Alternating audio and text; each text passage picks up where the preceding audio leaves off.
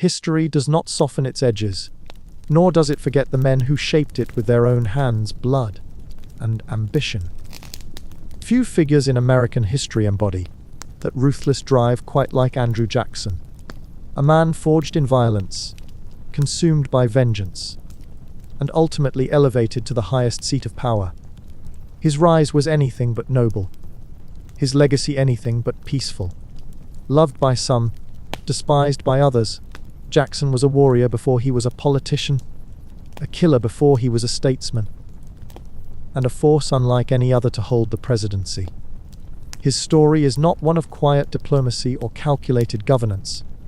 It is one of battlefields, duels, power plays, and brutal conflicts with those who stood in his way. If you enjoy deep history told in raw, immersive detail, subscribe to the channel. There is no shortage of stories waiting to be unearthed. And let us know where you're listening from and what time it is. We love seeing how far our history reaches across the world. Now, let's begin. Andrew Jackson was born in the wild, untamed backwoods of the Carolinas in 1767, at a time when revolution was tearing through the American colonies, and survival was a test that few passed easily. His mother, Elizabeth, had arrived from Ireland, seeking a better life, only to find herself raising children in the heart of a war-torn landscape where British troops and rebel militias clashed across forests and farms, their conflicts leaving blood-soaked trails behind them. His father had already died before Andrew was born, struck down by sickness and exhaustion, leaving the boy to be raised in an environment that offered no mercy to the weak.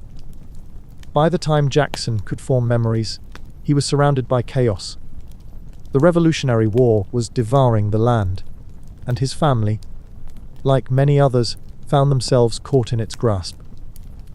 His eldest brother, Hugh, was killed at the Battle of Stono Ferry, a brutal skirmish between British forces and the ragged but determined American rebels. It was not a war fought between distant nations.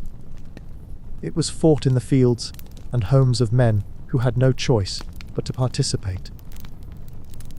The war shaped Jackson before he could even understand it, and he grew up knowing that violence was not a possibility. It was an inevitability. His world was defined by bloodshed, his childhood a lesson in survival. Then, before he had the chance to grow into manhood, that war turned its wrath directly upon him.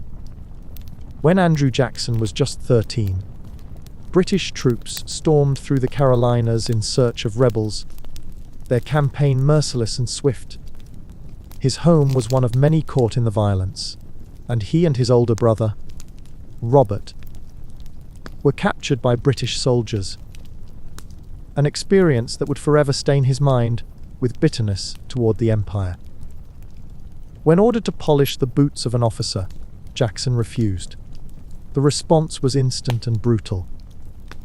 The soldier drew his sword and slashed at the boy, the blade carving deep into his forehead and hand. It was more than an act of punishment. It was a lesson in submission, a warning that defiance would be met with steel.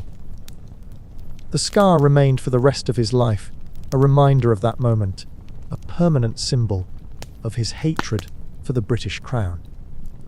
As if fate sought to deepen his suffering, his mother died shortly after, leaving Jackson orphaned in a world that had already taken everything from him. No family, no wealth, no future handed to him. Only the will to carve out a path, using whatever strength he had left. He had been raised in war, beaten by soldiers, stripped of his childhood, and left with nothing but the hunger to fight back. It would be that hunger, the need for dominance, revenge, and survival, that would fuel his rise, shaping the man who would become one of the most ruthless figures ever to lead the United States. Orphaned and scarred, Andrew Jackson carried his wounds with him as he stumbled through the aftermath of war. The Revolutionary War had not simply passed through his childhood. It had shaped it, twisted it into something unrecognizable, stripping him of a home, a family, and a childhood that would never be recovered. The deep gash left by the British officer's sword ran across his forehead and hand, but its pain was nothing compared to the loss of his mother, Elizabeth. She had fought to keep her children alive in the chaos, but war did not grant mercy. With her death, Jackson was left utterly alone, a boy with nothing, nowhere to go, and no one to turn to. He was already hardened. But now, he had no choice but to survive by any means necessary. For Jackson, suffering had always been a constant. When British forces swept through the Carolinas, hunting rebels, he and his older brother Robert were captured, dragged from their home, and thrown into captivity. The British did not differentiate between soldiers and children. Resistance, in any form, was met with brutality. Prisoners were treated with disdain, left to rot in overcrowded cells where starvation and disease thrived. Jackson, just a boy, was thrust into this world of filth, locked away, as though he were no different from the men who had fired muskets in rebellion. Food was scarce, water even more so, and the air inside those makeshift prisons carried the stench of decay. People died around him, their bodies wasting away, their sickness spreading through the confined quarters. His brother, weakened by the conditions, did not survive. Jackson watched as war took yet another piece of his life, another fragment of his family. It seemed that nothing would ever let him go. Not the battlefield, not the scars, not the hunger that gnawed at him as he wasted away behind British bars. Captivity would test him in ways that even war had not. But there was one thing it could not take: his rage. And that rage, his unyielding defiance, would be the thing that carried him through. Andrew Jackson's time in captivity had stripped away whatever innocence remained in his childhood. He had already lost his father before he was born. His eldest brother had fallen in battle. His mother had succumbed to disease after trying to save other American prisoners. And now, his last surviving family, his brother Robert, was gone, dead from sickness contracted in the filthy, overcrowded British prison that had nearly killed Jackson himself. When he was finally released, he was weak, starving, and dangerously ill. But one thing remained untouched: his rage. He had felt the whip of war, the sting of loss, the humiliation of imprisonment, and the searing hatred for the British officers who had scarred him and taken everything he had ever loved. That hatred burned in him for the rest of his life, a fire that never truly faded. Survival became Jackson's defining trait.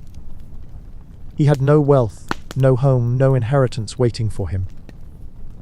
The war had left him with nothing but the will to fight, and that fight carried him into manhood. He refused to remain beaten.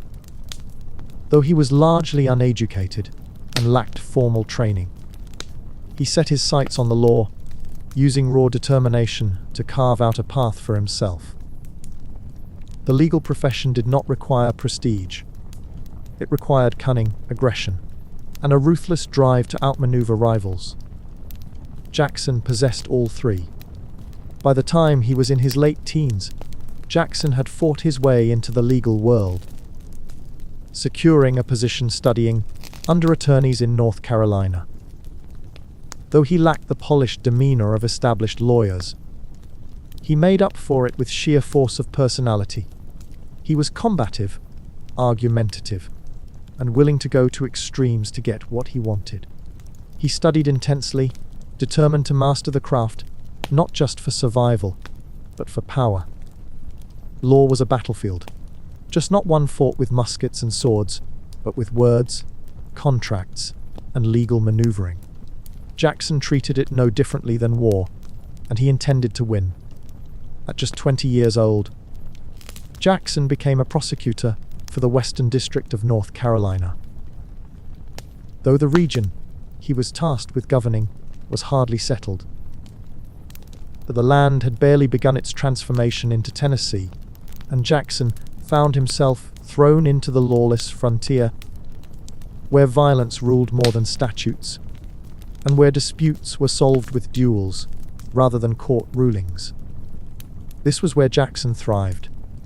He was not afraid of conflict. He welcomed it. His temper was legendary even at a young age. He did not shy away from enemies. Instead, he created them, turning professional rivalries into personal feuds, lashing out whenever he felt insulted or challenged. His reputation as a fiery, confrontational lawyer grew quickly, and though it made him feared, it also made him respected. Tennessee was not a place for the weak. It was an untamed territory, where settlers clashed with Native American nations, where disputes often ended in blood, where survival was dictated by brute force and cunning. Jackson understood this world instinctively. He was reckless but fearless, impulsive but calculating. It was a place where a man could rise through sheer willpower, and that was exactly what Jackson intended to do. The legal profession was only the beginning. Jackson had fought his way into Tennessee's elite, gaining influence, wealth, and power. But power was never enough. Not for a man who had once been a starving prisoner, humiliated at the hands of the British, abandoned by fate. His rage remained, and with it, his thirst for more. The law had given him his start, but war would give him his legacy. Jackson's arrival on the Tennessee frontier was not marked by quiet diplomacy or measured ambition. It was defined by intensity, combativeness, and a temper that made enemies just as fast as it won allies. He had come from nothing, clawed his way into the legal profession, and now, standing at the edge of an untamed land where violence ruled more often than law, he saw his opportunity. Tennessee was still in its infancy, a raw and unforgiving frontier, where settlers battled Native American nations for territory, where survival depended on willpower, and where disputes were settled with pistols and fists, rather than courtroom arguments. Jackson adapted instantly. Though he was technically a lawyer, he carried himself like a soldier. His reputation for aggression spread quickly. He had little patience for hesitation, even less for insults, and none at all for those who questioned his authority. It wasn't long before his fiery personality made him a known figure in Tennessee's legal circles, feared, respected, but always dangerous. He viewed the courtroom not as a place of measured reasoning, but as a battlefield. Law was not about compromise, it was about winning, and Jackson did not intend to lose. Unlike the polished attorneys of the East, Jackson treated legal disputes like personal duels. He did not simply argue, he attacked. If an opposing lawyer insulted him, Jackson did not respond with calculated rebuttals. He responded with threats. If a judge ruled against him unfairly, Jackson did not accept it. He challenged it, with sharp words or, if necessary, fists. His temper was not just a flaw, it was a weapon. His rivals knew it, his allies accepted it, and Tennessee embraced it. The frontier needed men who could fight, who could settle disputes without hesitation, and Jackson was more than willing to meet that demand. But Jackson's rage was not confined to words alone.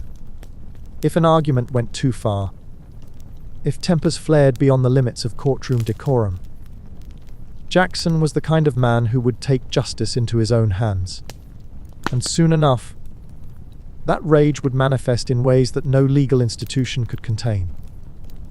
In Tennessee, law and violence often walked side by side, and in Jackson, they were one and the same.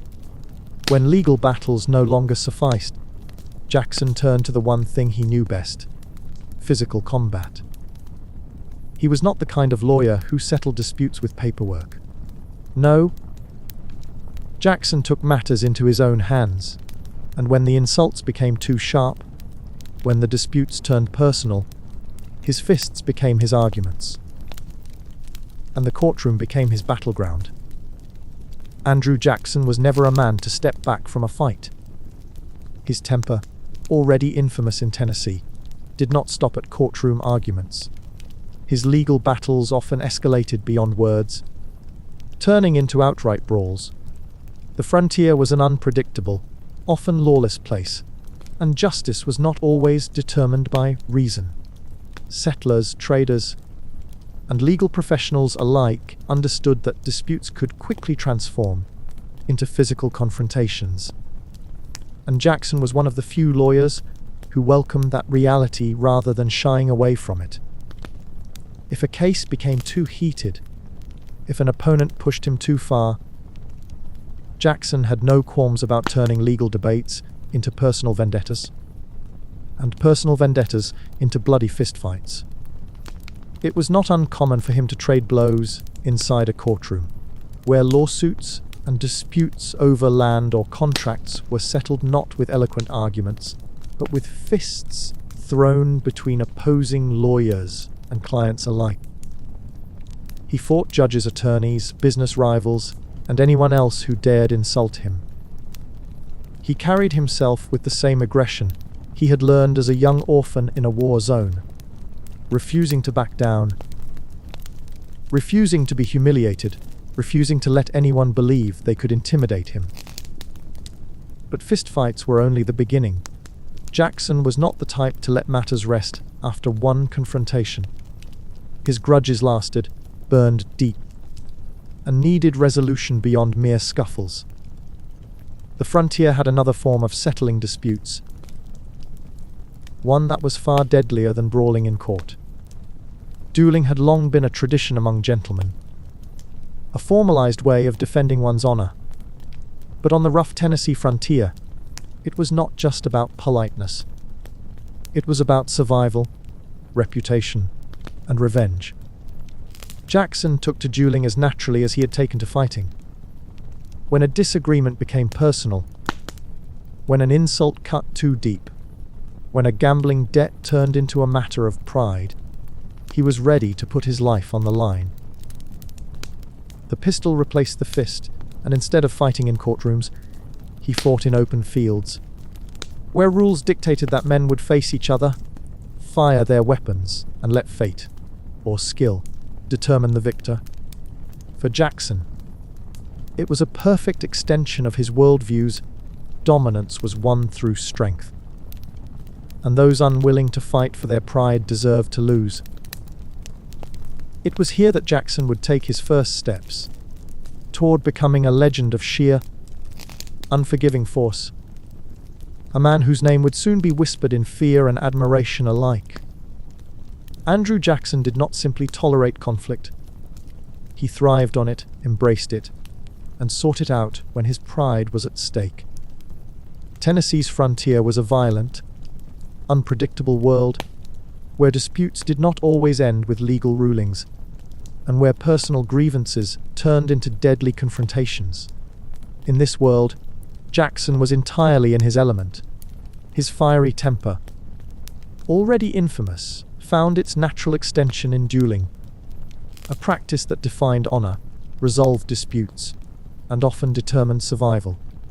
He fought duels over gambling debts, political insults, personal grudges, and moments of perceived disrespect that, to most men, might have been forgotten. But Jackson never forgot. If a man dishonored him, whether in speech or action, Jackson considered it a debt that needed to be settled with pistols. One of his most famous duels, the kind that solidified his reputation as a ruthless and unforgiving combatant, was against Charles Dickinson, a man known for both his marksmanship and his mouth. Dickinson had insulted Jackson's wife, Rachel, and if there was one thing Jackson would not tolerate, it was an attack on his personal life. The feud escalated beyond words until Jackson issued the challenge. Both men knew Dickinson was the superior shot, and it was expected that Jackson would likely not survive the encounter. They met on a dueling ground, pistols in hand, and when the moment arrived, Dickinson fired first. His bullet struck Jackson in the chest, lodging near his heart. But Jackson did not fall. He did not even flinch.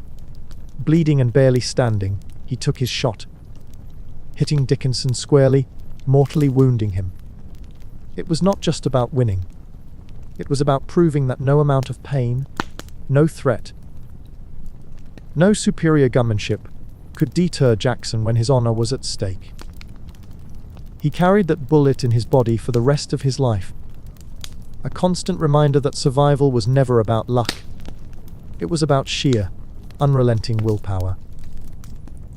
But Jackson's duels were not always about insults alone.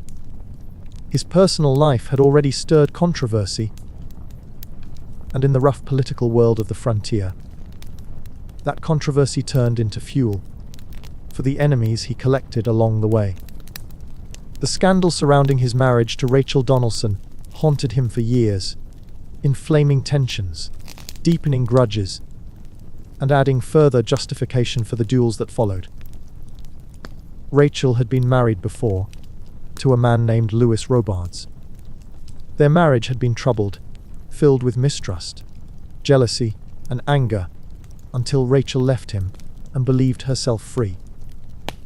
But the divorce had not been finalized when she and Jackson married, and when legal documents confirmed the mistake, it unleashed accusations of immorality, adultery, and social disgrace.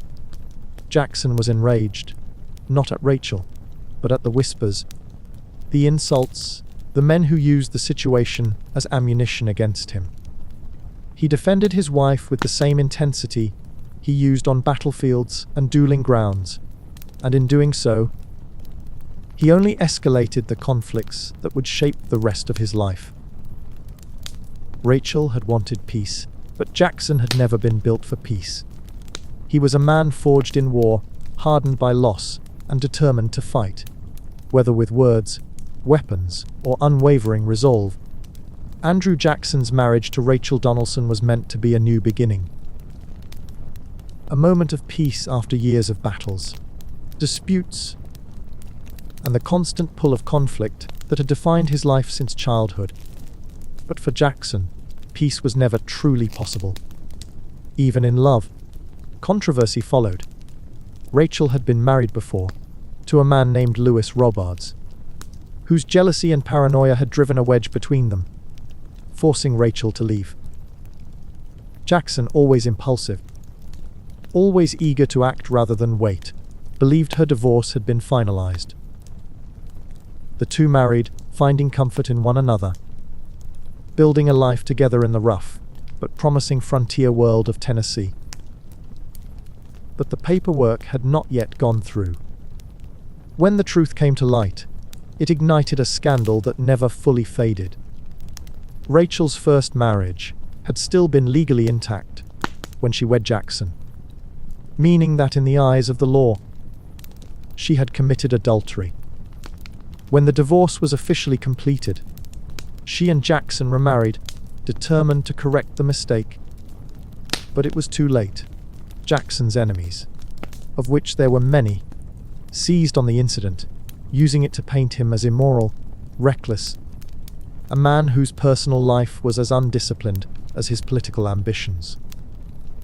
The accusation followed them for years, becoming one of the sharpest weapons wielded against Jackson as he climbed higher in influence. It infuriated him. Jackson, already a man prone to confrontations, was now facing attacks on the person he loved most. And for him, that was not something he could ignore. Every insult, every whisper of scandal, every attempt to tarnish Rachel's name became fuel for his unrelenting anger. He defended her fiercely, sometimes recklessly, challenging anyone who dared speak against her. It was no longer just a matter of personal honor. It was a battle, and Jackson never lost battles without a fight. The scandal did not die with time. His rivals kept it alive, using it in campaigns, in public debates, in whispered conversations, meant to stain his reputation permanently. Rachel had moved on from it, accepting the life she had built with Jackson. But he never moved on from the rage it ignited in him. To him, Rachel was the one person who had brought him true loyalty, who had stayed by his side through the chaos. And for that, he was willing to wage war on anyone who tried to bring her disgrace. The accusations of adultery followed Andrew Jackson like a spectre, always lurking, always waiting to be weaponized against him. The mistake had happened years ago. His marriage to Rachel Donaldson had taken place before her divorce was finalized, creating a technicality that his enemies never let go. In their eyes, Jackson was a man of scandal, a figure of recklessness, an undisciplined brute who lacked the refinement needed to hold true power. And for Jackson, nothing ignited his fury more than being belittled by those who considered themselves superior. The elite class, especially those entrenched in Washington's political circles, saw Jackson as an outsider, an aggressive, self-made frontier fighter who lacked the pedigree and education they valued. He was not born into wealth or influence. He had not grown up attending prestigious schools or rubbing shoulders with the nation's aristocracy. He had built himself from the ground up, carving out his place with sheer force and unrelenting determination. But the established elite, the men who dictated policy, controlled banking institutions, and brokered deals behind closed doors, had no interest in seeing Jackson rise beyond his station. To them, he was dangerous, not just because of his reputation for violence, but because he represented something they despised: unchecked populism, raw ambition, and a willingness to destroy anything that stood in his way. Every time his enemies resurrected the accusations against Rachel, Jackson responded with fury. He knew the attacks were not just about his marriage, they were about power. They were an attempt to humiliate him, to weaken him, to ensure that he would never be taken seriously as a political force. And Jackson would not allow it. The more they mocked him, the more they whispered about his past, the more they attempted to derail his path, the deeper his hatred for them grew. And from that hatred, a mission was born. One that would define his political career, shape his presidency, and shake Washington to its core. Jackson saw himself not just as a man fighting his personal battles, but as a warrior standing against corruption itself. To him, the elites who had controlled American politics for decades were parasites, leeching from the people, manipulating laws to benefit themselves while the average citizen struggled. He had risen from nothing. He had fought his way into wealth, into influence, into the halls of power, and now he saw it as his duty to tear down the establishment that had tried to keep men like him out. The war had begun, and it was one Jackson would fight until his final days. His lifelong war against corrupt elites was not a mere political campaign. It was a battle fueled by vengeance, by resentment, by a deep-seated belief that the system itself was designed to oppress those who had not been born into privilege. He would make enemies. He would break traditions. He would challenge the very institutions that had ruled America since its founding. And he would do it the same way he had done everything in his life. Through sheer force, unwavering will, and the unshakable belief that if the system did not respect him, he would destroy it and rebuild it in his own image. Jackson was not just a politician. He was a warrior stepping into the highest office in the land, and Washington had no idea what kind of storm was about to hit it. Andrew Jackson's war against the entrenched elites of American politics was not a passing crusade. It was the defining mission of his career. From the moment he stepped into positions of influence, he made it clear that he saw Washington's political class not as respected leaders, but as corrupt parasites, feeding off the government while disregarding the will of the people. He despised the banking institutions, the wealthy families that dictated policy from behind the scenes, the lawmakers who manipulated the system to serve their own interests. Jackson had fought for everything he had ever owned. He had not inherited power. He had carved it out with sheer force, with grit, with relentless ambition. To him, the elites who had controlled America since its founding were cowards, men who schemed rather than fought, who hid behind their wealth instead of earning their place through survival. It was not simply a political battle. It was personal. Jackson believed in the strength of the common man, in the raw determination of settlers, farmers, frontiersmen, and soldiers who had built America with their own hands. He wanted to tear down the old order, to rip through the privileged class that had mocked him, that had whispered about his marriage, that had dismissed him as unfit for leadership. His hatred for them burned just as deeply as his hatred for the British who had scarred him as a child. And when the time came to act, Jackson did not hesitate. He shattered the Bank of the United States, the institution he saw as the greatest symbol of corruption, wielding his presidential power like a weapon against the financial elite. He ignored tradition, refused to be controlled, rejected compromise. He ruled with the same force he had carried into battle, treating political opponents the way he treated enemies on the dueling ground, with cold, unwavering aggression. For Jackson, politics was war by another name, and war was the only thing he had ever truly known. But even before he ascended to the presidency, Jackson had already waged his private battles against those who dared to challenge him. His war against the establishment had been raging for years, both in the halls of power and on the dueling ground. And one duel, one moment of blood and revenge, would seal his reputation forever. It was the duel with Charles Dickinson, a man whose mistake had not been political, but personal. Dickinson had insulted Rachel, the one person Jackson had ever allowed himself to love without restraint. And for that, he would pay in blood. Charles Dickinson was a man known for two things: his sharp tongue and his deadly accuracy with a pistol. He was a duelist by nature, a gambler, a figure of Tennessee's wild frontier, who carried himself with the arrogance of a man confident in his ability to kill when necessary. But Dickinson made one fatal mistake. He insulted Rachel, the one person Andrew Jackson would not tolerate being dishonored. It was not just a casual remark.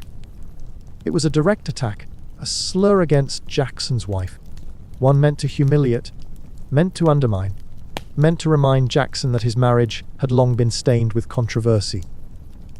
For Dickinson, it was just another insult. For Jackson, it was unforgivable. Jackson had fought battles all his life, not just in politics, not just on the frontier, but in the streets, the courtrooms, and the dueling grounds where honor was defended in blood. This would be no different. He sent word. A duel was demanded. Dickinson accepted, knowing full well that his reputation as a marksman gave him the advantage. He had killed before. He would kill again. To him, this was sport, a chance to assert his superiority over a man whose rage had made him reckless. They met at the dueling ground, the sun hanging in the sky, pistols in hand. Dickinson fired first, his shot striking Jackson square in the chest. The bullet ripped through flesh, lodging near his heart. It should have killed him. It should have knocked him to the ground, ending the fight before Jackson could even raise his weapon. But Jackson did not fall. He stood, unmoved, bleeding but unbroken, his body refusing to yield to the pain that should have ended him. He lifted his pistol, took his aim, and fired. The bullet struck Dickinson directly, sending him staggering backward, collapsing as the reality of his mistake set in.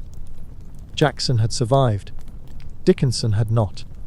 The duel was over, but Jackson carried its consequences for the rest of his life. The bullet remained inside him, never fully removed, a permanent reminder of the day he had fought for Rachel's honor, for his pride, for the vengeance that defined his very existence. He had demanded blood, and he had taken it. But the duel was just one battle in a lifetime of conflicts, and for Jackson, the war was far from over. Jackson did not stagger when Dickinson's bullet struck him. He did not falter, did not waver, did not give the satisfaction of collapse to the man who had insulted Rachel and fired first. The bullet lodged deep, dangerously close to his heart, yet Jackson stood unshaken, unrelenting. He lifted his pistol, aimed with the steady resolve of a man who knew pain, but never succumbed to it, and fired. The shot found its mark. Dickinson stumbled, fell, and breathed his last. The duel was settled, but Jackson carried its weight forever, not just in memory, but in the very flesh of his body, where the bullet remained, never removed, a reminder of his victory, his survival, and his defiance of death itself. But Jackson was not a man who allowed wounds to slow him down. With the bullet still in his ribs, he calmly reloaded, as if fate had tried to take him but failed. Pain was irrelevant. Injury was a nuisance, not a hindrance. The duel had proven what Jackson already knew. He was built for war, for survival, for commanding men and breaking enemies. And soon enough, that same ruthless drive would lead him into one of the bloodiest conflicts of his career, the Creek War. The war erupted in the Deep South, where tensions between the United States and the Creek Nation had been simmering for years. The Creek people were divided between factions.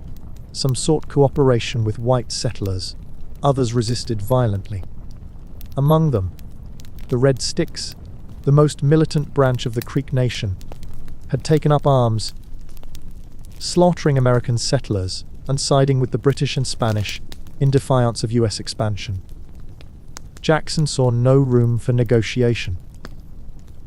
To him, the Red Sticks were an enemy to be crushed, not reasoned with. He gathered his Tennessee militia, hardened frontiersmen who knew the brutality of battle, and marched into the heart of the conflict. Jackson did not fight wars with hesitation. He fought with total annihilation in mind. And in the Creek War, there would be no mercy. Jackson had never known peace.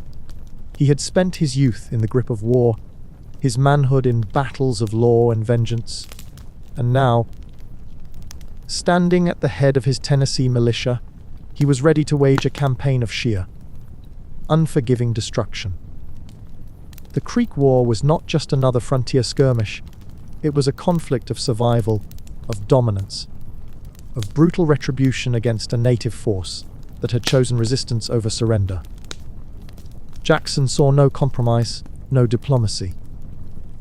The Creek Nation was divided, with the Red Sticks taking up arms, slaughtering settlers, rejecting American expansion, and declaring war against the encroaching forces that sought to reshape their land.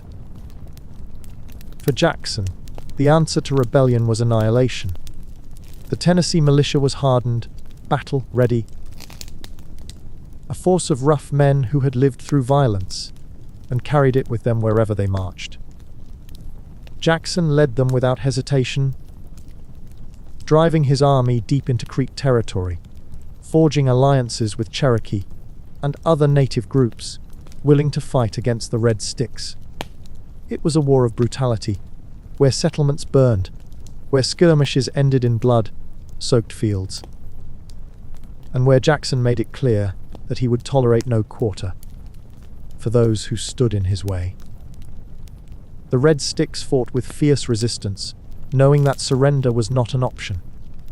They struck back with ambushes, guerrilla tactics, holding their ground against an advancing force that was relentless. But Jackson would not retreat. His militia swept through the land like a storm, crushing resistance wherever it rose. For every fallen Tennessean, Jackson demanded twice the price in Creek blood. Then came the Battle of Horseshoe Bend, the battle that would define Jackson's reputation, mark the Creek War's turning point, and seal the fate of the Red Stick Resistance. The Creek warriors, numbering over 1,000, had fortified their position along the river, their backs to the bend, their defenses strong, their weapons ready. Jackson gathered his forces, surrounding them, cutting off escape routes, preparing for an assault that would leave nothing standing. The fight began with cannon fire, artillery pounding against the barricades, shattering defenses before the final push. Then, Jackson's militia advanced, rifles cracking, blades drawn, pushing the Creek warriors into the only place left, their deaths. The battle was not a mere victory, it was a massacre. Over 800 Creek warriors fell, their bodies strewn across the land, their resistance shattered beneath Jackson's relentless attack. Even native allies suffered. The Cherokee, fighting alongside Jackson's forces, had believed their cooperation would grant them favor. But war did not discriminate. Blood did not choose sides. Jackson's campaign left destruction in its wake, and even those who had stood beside him felt the weight of the conquest. The Creek War ended in devastation, with entire communities wiped out, with trails of bodies stretching across the battlefield, and with Jackson standing victorious. But at a cost only history could measure. He had led his militia to triumph. But triumph had come with shadows, with scars, with echoes of loss that would haunt the land long after the last shot had been fired. Jackson had won, but behind him, behind his glory, there was only ruin. And as he looked upon what he had done, as he surveyed the dead, as he counted the fallen, he did not falter. He did not mourn. He did not regret. There was only one thought in his mind. What battle would come next? Jackson had crushed the Red Stick resistance with a ruthlessness that left no illusions about his vision of war. Over 800 Creek warriors lay dead, their blood staining the land that had once been theirs. His men had cut through fortified barricades, stormed the battlefield with gunpowder and bayonets, refusing mercy in their wake. Entire communities fell, their leaders slaughtered, their lands claimed by the advancing tide of American expansion. And even those who had stood beside Jackson, the Cherokee, the allied Creek, the native warriors who had fought against their own people for survival, found themselves caught in the devastation. The war did not spare them. Their homes were burned, their numbers thinned, their future uncertain. Jackson had won, but winning had left ruins behind him. The victory solidified Jackson's reputation as a commander who did not hesitate, who did not falter, who refused to compromise with enemies. It cemented his place in the minds of the American people as a leader who would fight, who would conquer, who would not back down in the face of rebellion. But war had only begun shaping his legacy. His blood-soaked march across the South had prepared him for something far greater. A battle against the strongest empire in the world. The War of 1812 raged across North America, an open conflict between the United States and Britain, driven by territorial disputes, economic pressure, and the lingering resentment from the American Revolution. The British, still seeking to control trade, had been seizing American ships, forcing US sailors into their navy, ignoring the sovereignty of the young republic. In response, the US declared war. At first, the war had favored the British, their naval power crushing American fleets, their soldiers burning Washington. setting the White House ablaze, forcing the nation into a defensive struggle. But in the South, the tide was about to change.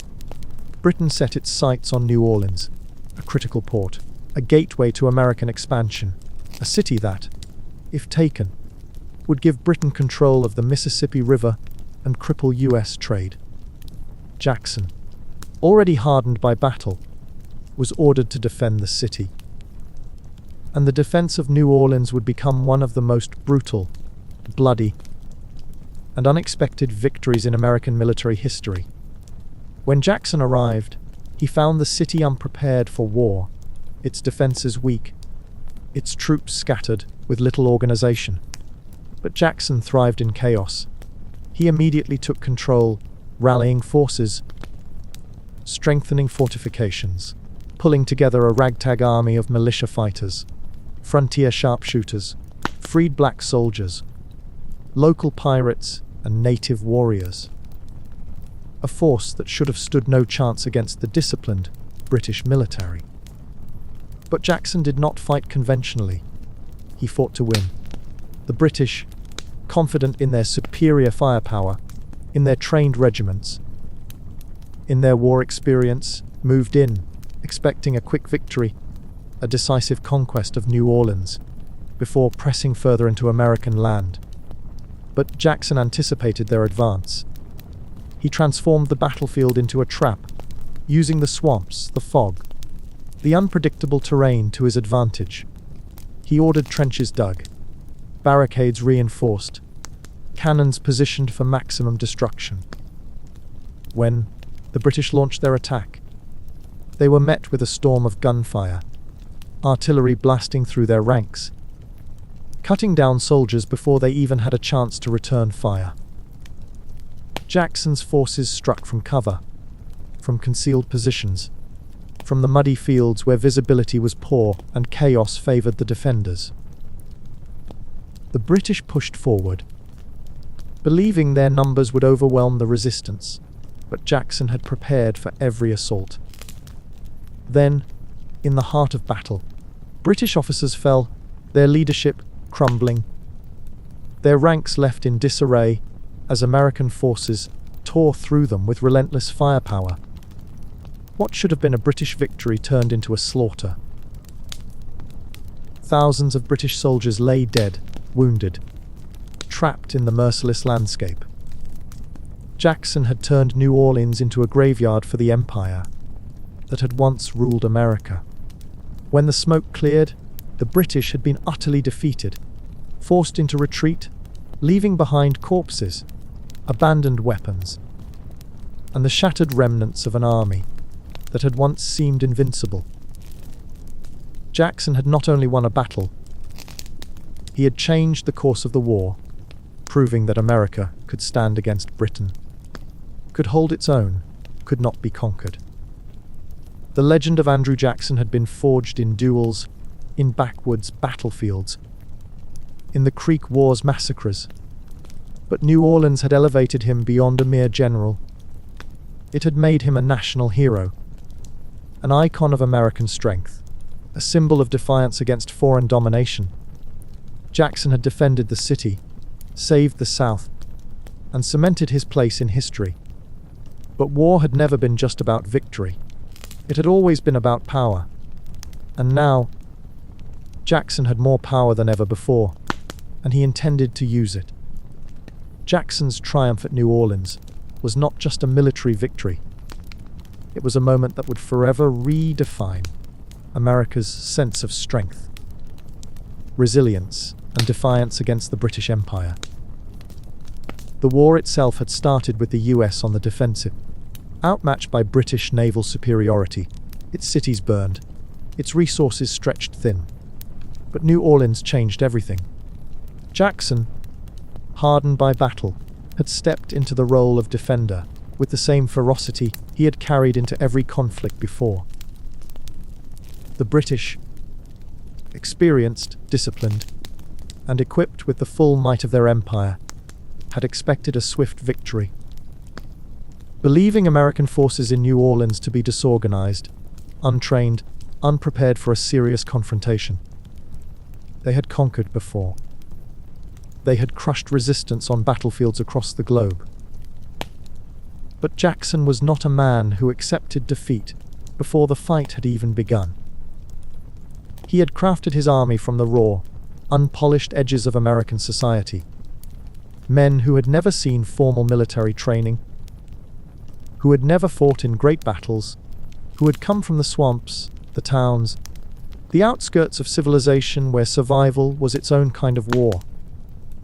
He had gathered militia fighters, freed black soldiers, local pirates, frontiersmen, and native warriors, shaping them into an unlikely force against one of the world's most powerful armies. It should not have worked. The British had the advantage in numbers, in training, in strategy. But Jackson fought wars differently. He did not obey traditional tactics. He did not follow the expected rules of engagement. He fought to win. When the British attacked, their formations broke beneath the sheer onslaught of guerrilla tactics, hidden gunmen, artillery blasts ripping through their ranks. Jackson had turned every tree, every barricade, every trench into a weapon, forcing the British into a chaotic, unwinnable battle. They pushed forward, but the ground beneath them betrayed them. Their officers fell. Their organization collapsed. Their soldiers trapped in a blood-soaked slaughter that turned the fields outside New Orleans into a graveyard. The battle should have been a demonstration of British superiority, but instead, it became proof that untrained volunteers could defeat elite redcoats.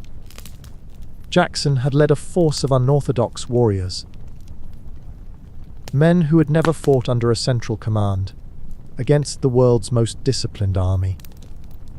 And they had not only survived, they had crushed them, forcing the British into retreat, humbling an empire that had once ruled over America itself. In that moment, Jackson was no longer just a general.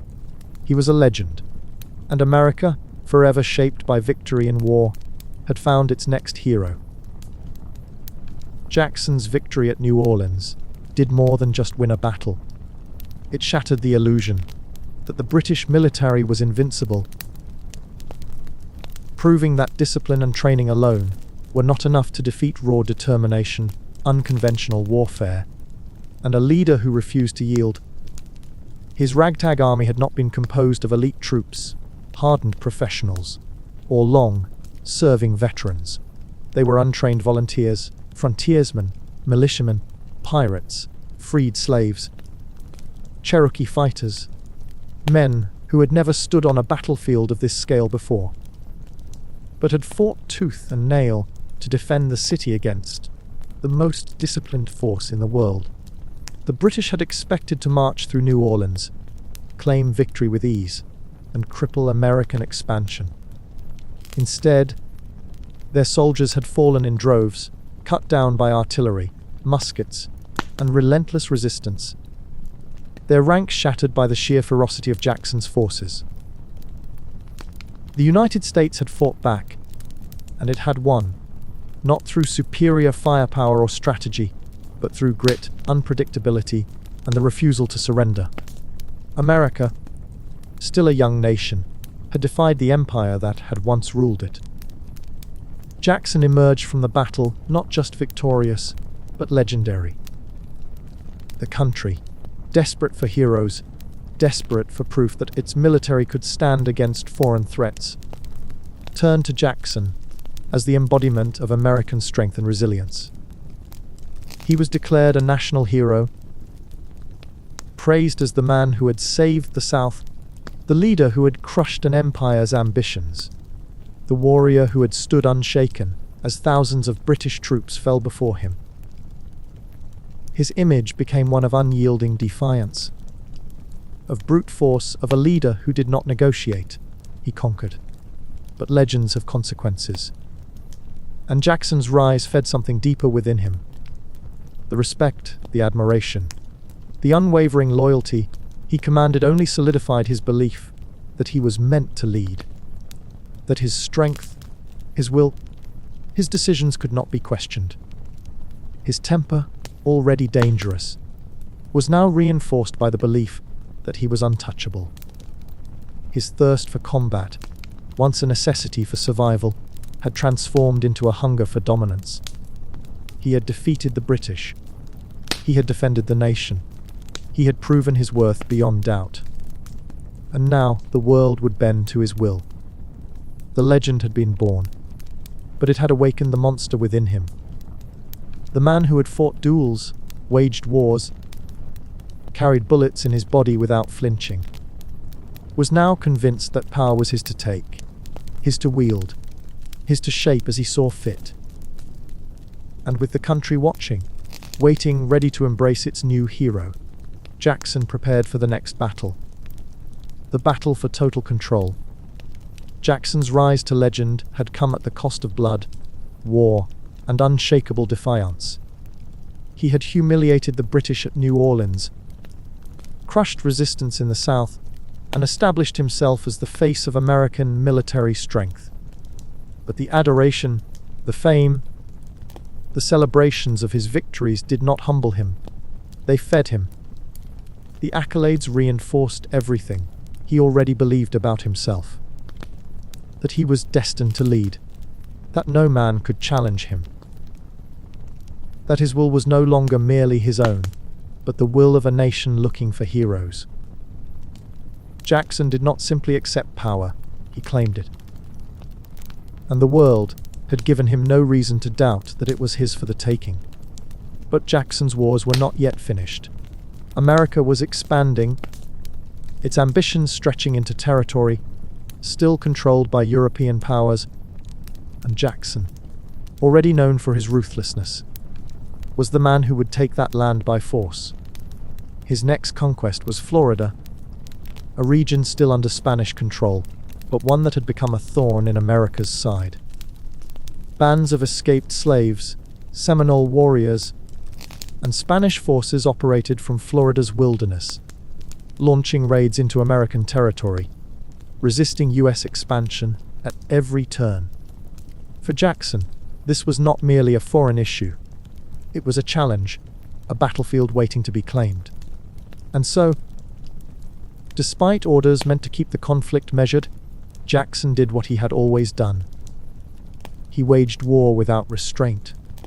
He led his army into Florida without official authorization, crossing borders, sweeping through Seminole villages, executing Spanish officials, treating the land as if it were already his.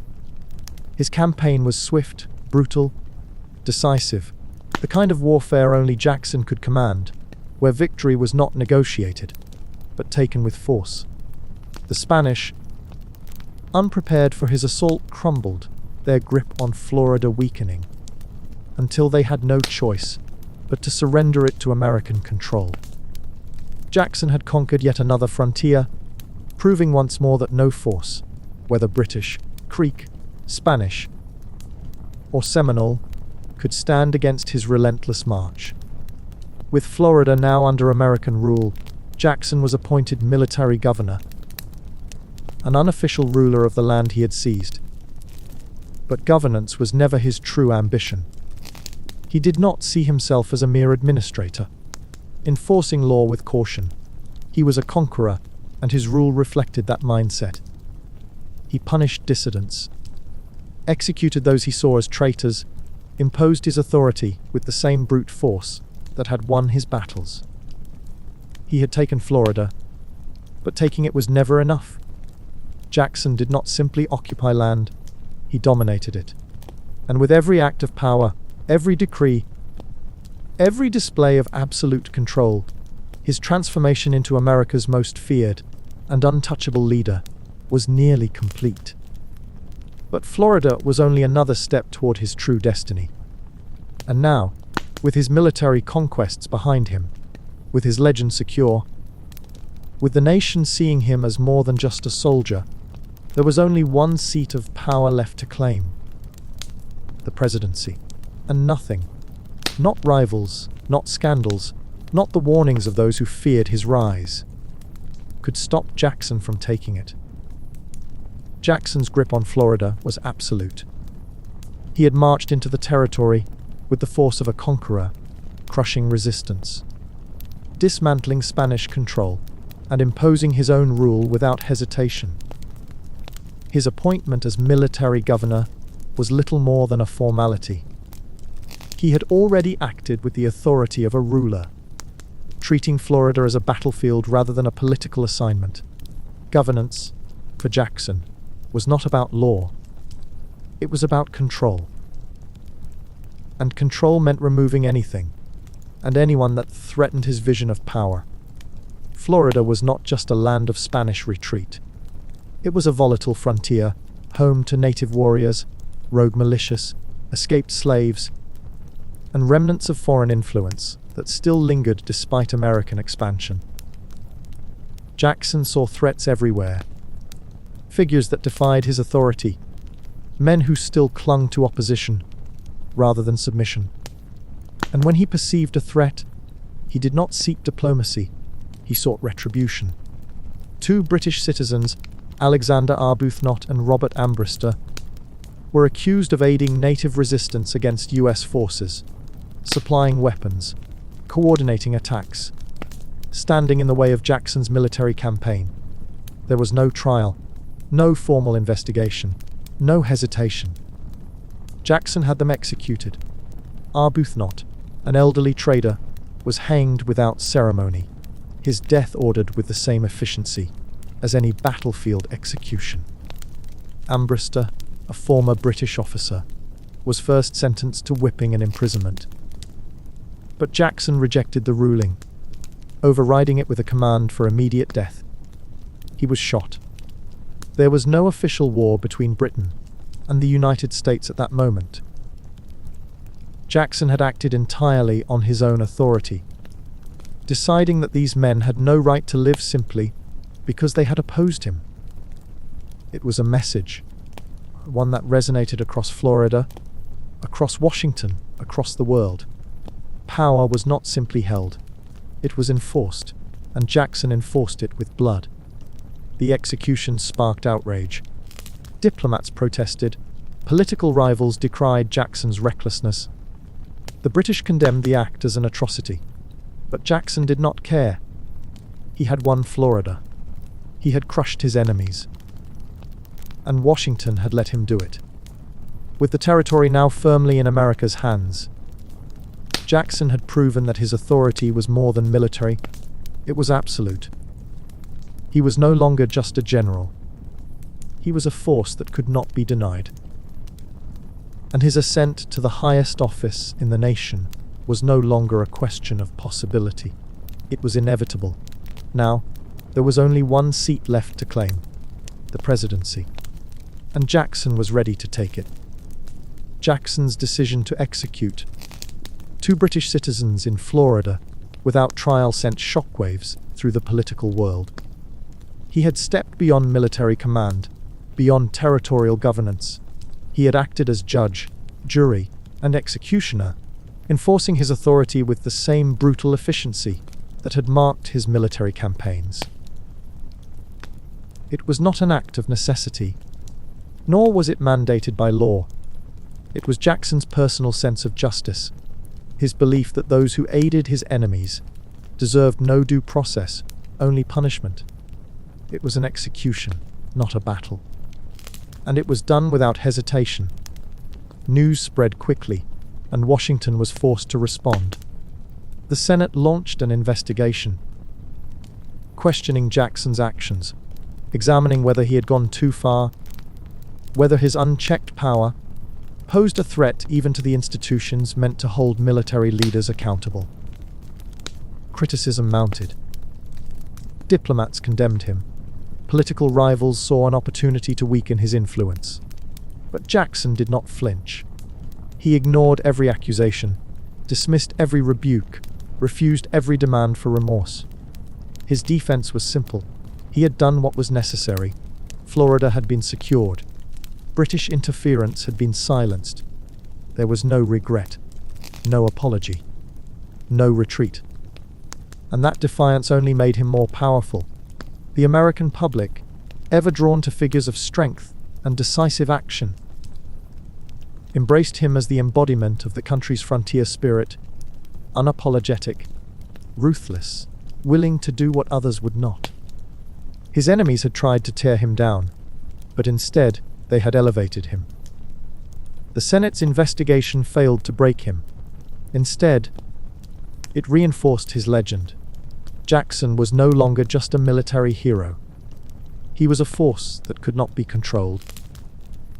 A leader who operated outside the boundaries of conventional politics, and a man whose rise could not be stopped.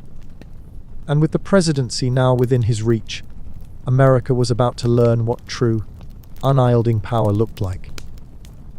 His enemies feared him, but his supporters worshipped him. Jackson was no longer just dangerous. He was inevitable. And Washington was not ready for the storm he was about to bring. What battle would come next? Only Jackson knew. Jackson had faced scrutiny before. Investigations, accusations, political attacks. But nothing had ever managed to break him. The Senate's inquiry into his actions in Florida was supposed to rein him in, to remind him that power in the United States had limits, that even war heroes had to answer to the government. But Jackson was not a man who bowed to political pressure. He ignored the outrage, dismissed the criticism, and stood unwavering in his defense. He had taken Florida. He had crushed the British. He had annihilated native resistance. And as far as he was concerned, he had done what was necessary. The opinions of Washington's elite meant nothing to him. Rather than weakening him, the investigations had the opposite effect. They reinforced his legend. The American people saw Jackson not as a reckless leader, but as a warrior too powerful for the establishment to control. The more politicians condemned him, the more supporters rallied around him. He was ruthless, unapologetic, and now politically dangerous. No longer just a general, but a force threatening to reshape the country itself. He was no longer fighting on battlefields. He was fighting in the political arena. And when the next presidency was in sight, Jackson saw his chance. The 1828 election was unlike anything America had seen before.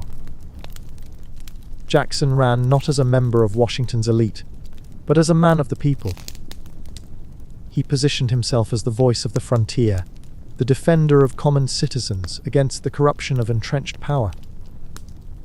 His campaign was built on raw emotion, on loyalty, on the idea that he was not just a politician.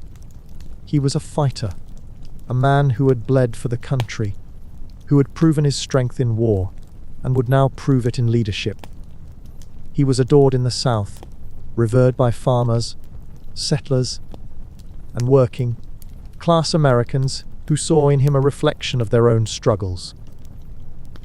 Jackson's opponents were stunned by the sheer intensity of his campaign. He did not rely on political maneuvering. He relied on passion, on anger, on the deep resentment Americans felt toward the ruling class. And when the votes were counted, Jackson had swept the election in a landslide, crushing the old political order under the weight of his movement. He had risen through duels, wars, and conquest, and now he had conquered the White House itself.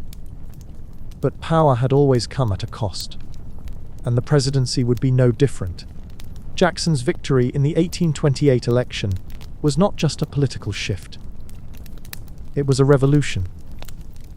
The old guard had fallen.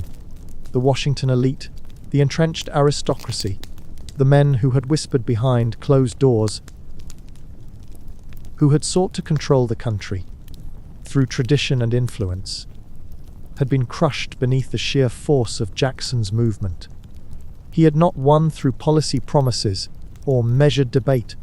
He had won through rage, through populism, through the overwhelming energy of a people who had grown tired of being ruled by men who did not understand them. His supporters were not the polished politicians, the wealthy families, the educated elite. They were farmers, frontiersmen, laborers, men who had bled for their land, who saw in Jackson a leader forged in the same hardships they had endured. He was the general who had saved America from British invasion, the warrior who had conquered Florida, the fighter who had torn through obstacles with sheer determination. He was their champion, their voice, their weapon against the establishment. And now he had won. But victory came at a cost. Rachel Donaldson, Jackson's beloved wife, had stood by him through battles, through duels, through wars, through scandals. But the relentless attacks on her character had never stopped. The old accusations, the whispers of adultery, the mocking of their marriage, the lingering controversies, had been dragged into the campaign, amplified, thrown back into the public spotlight with ruthless precision by his enemies. Washington had not just opposed Jackson politically, it had targeted the one person he had ever truly loved, and it broke her. As Jackson prepared to take the presidency, Rachel's health collapsed under the weight of stress, of humiliation, of the relentless storm of public scrutiny. Her heart failed. She died before Jackson could take office, and Jackson blamed Washington. He had fought wars. He had survived gunshots. He had faced death and defied it. But this was a wound that he could never heal, a loss that shattered whatever restraint had remained within him. He did not forgive. He did not move on. He did not accept her death as mere fate. He saw it as murder, consequence of the cruelty of the elite, of the men who had conspired against him, of the system that had never wanted him to rise. And now, with the presidency in his hands, with the power to reshape the country as he saw fit, Jackson was ready to act. He would not mourn quietly. He would not govern cautiously. He would take revenge. Washington had killed Rachel. Now, Jackson would tear Washington apart. And the country had no idea what kind of presidency was about to begin. Jackson's rage had shaped his rise, had defined his battles, had carried him to power on a wave of resentment and defiance. But now, that rage had turned inward, feeding on grief, consuming whatever remained of his restraint. Rachel's death had broken him. But instead of softening him, instead of making him reflect, it hardened him into something even more dangerous. He had blamed Washington, blamed the men who had smeared her reputation, blamed the elite who had mocked their marriage, who had treated her as a tool for political attack. He had vowed vengeance, not just against individuals, but against the system itself. Jackson had never believed in diplomacy, in careful governance, in measured leadership. He had risen through conflict. He had ruled through conquest. And now, with the presidency in his hands, he saw no reason to change. The nation had elected him not despite his temper, but because of it. He was seen as the people's warrior, the man who would break the establishment, who would reshape the country through sheer force of will. And that force would soon be unleashed on an entire population. Jackson had fought against native resistance before, at Horseshoe Bend, in Florida, in countless skirmishes where he had treated war not as negotiation, but as eradication. But now, as president, he could enact those beliefs into policy. He could make his conquests permanent. He could remove native nations not just from the battlefields, but from the land entirely. In 1830, Jackson signed the Indian Removal Act, setting into motion one of the darkest chapters of American history. A government-backed effort to forcibly relocate tens of thousands of Native Americans from their ancestral lands. It was presented as policy, as legislation, as legal expansion. But the reality was ethnic cleansing, disguised under the banner of progress. Tribes who had lived on their land for generations were uprooted, pushed westward, forced into brutal marches that claimed thousands of lives. the Cherokee, the Creek, the Choctaw, the Seminole, all faced the systematic dismantling of their nations, torn from the territories they had known as home. Jackson framed it as necessary for American growth, as inevitable, as the future of a country expanding its reach. But for those who suffered, there was nothing inevitable about it. Only desperation, loss, and betrayal. Jackson had turned war into policy, conquest into law, ensuring that his vision of dominance would last beyond his presidency, shaping the nation in ways that would never be reversed. And for those who had cheered his rise, there was no turning back now. He was not merely a general, not just a leader. He was a force that had reshaped America forever. And the cost of that transformation would be measured in blood. Jackson had won the presidency not by compromise, not through careful governance, but through sheer force. A force that had already reshaped the nation through conquest, war, and populist rage. Now, with executive power in his hands, he could impose his will on the country, the same way he had imposed it on battlefields. The Indian Removal Act of 1830 was not simply policy. It was eradication, disguised as legislation, framed as progress. But in reality, it was the forced displacement of entire nations, stripping them of their ancestral lands, marching them westward under the shadow of government decree. For Jackson, it was the fulfillment of his vision. America expanded, untamed land claimed, native resistance eliminated, clearing the frontier for settlers who followed in his footsteps. He saw it as inevitable, as necessary, as the future of a growing republic. For the people being driven from their homes, it was devastation. The act targeted the 5 civilized tribes, Choctaw, Chickasaw, Creek, Seminole, and Cherokee, nations that had existed long before America had ever declared independence, thriving cultures that had developed economies, governments, alliances. None of it mattered now. They were forced onto brutal journeys, into uncertain lands, away from everything they had ever known, marching under orders that did not ask for their consent, only their compliance.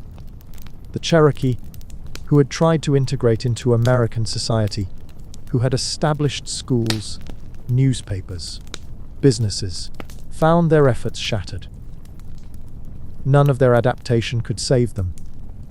They were torn from their homes, pushed westward, their numbers thinning as sickness, starvation, and exposure claimed them along the way.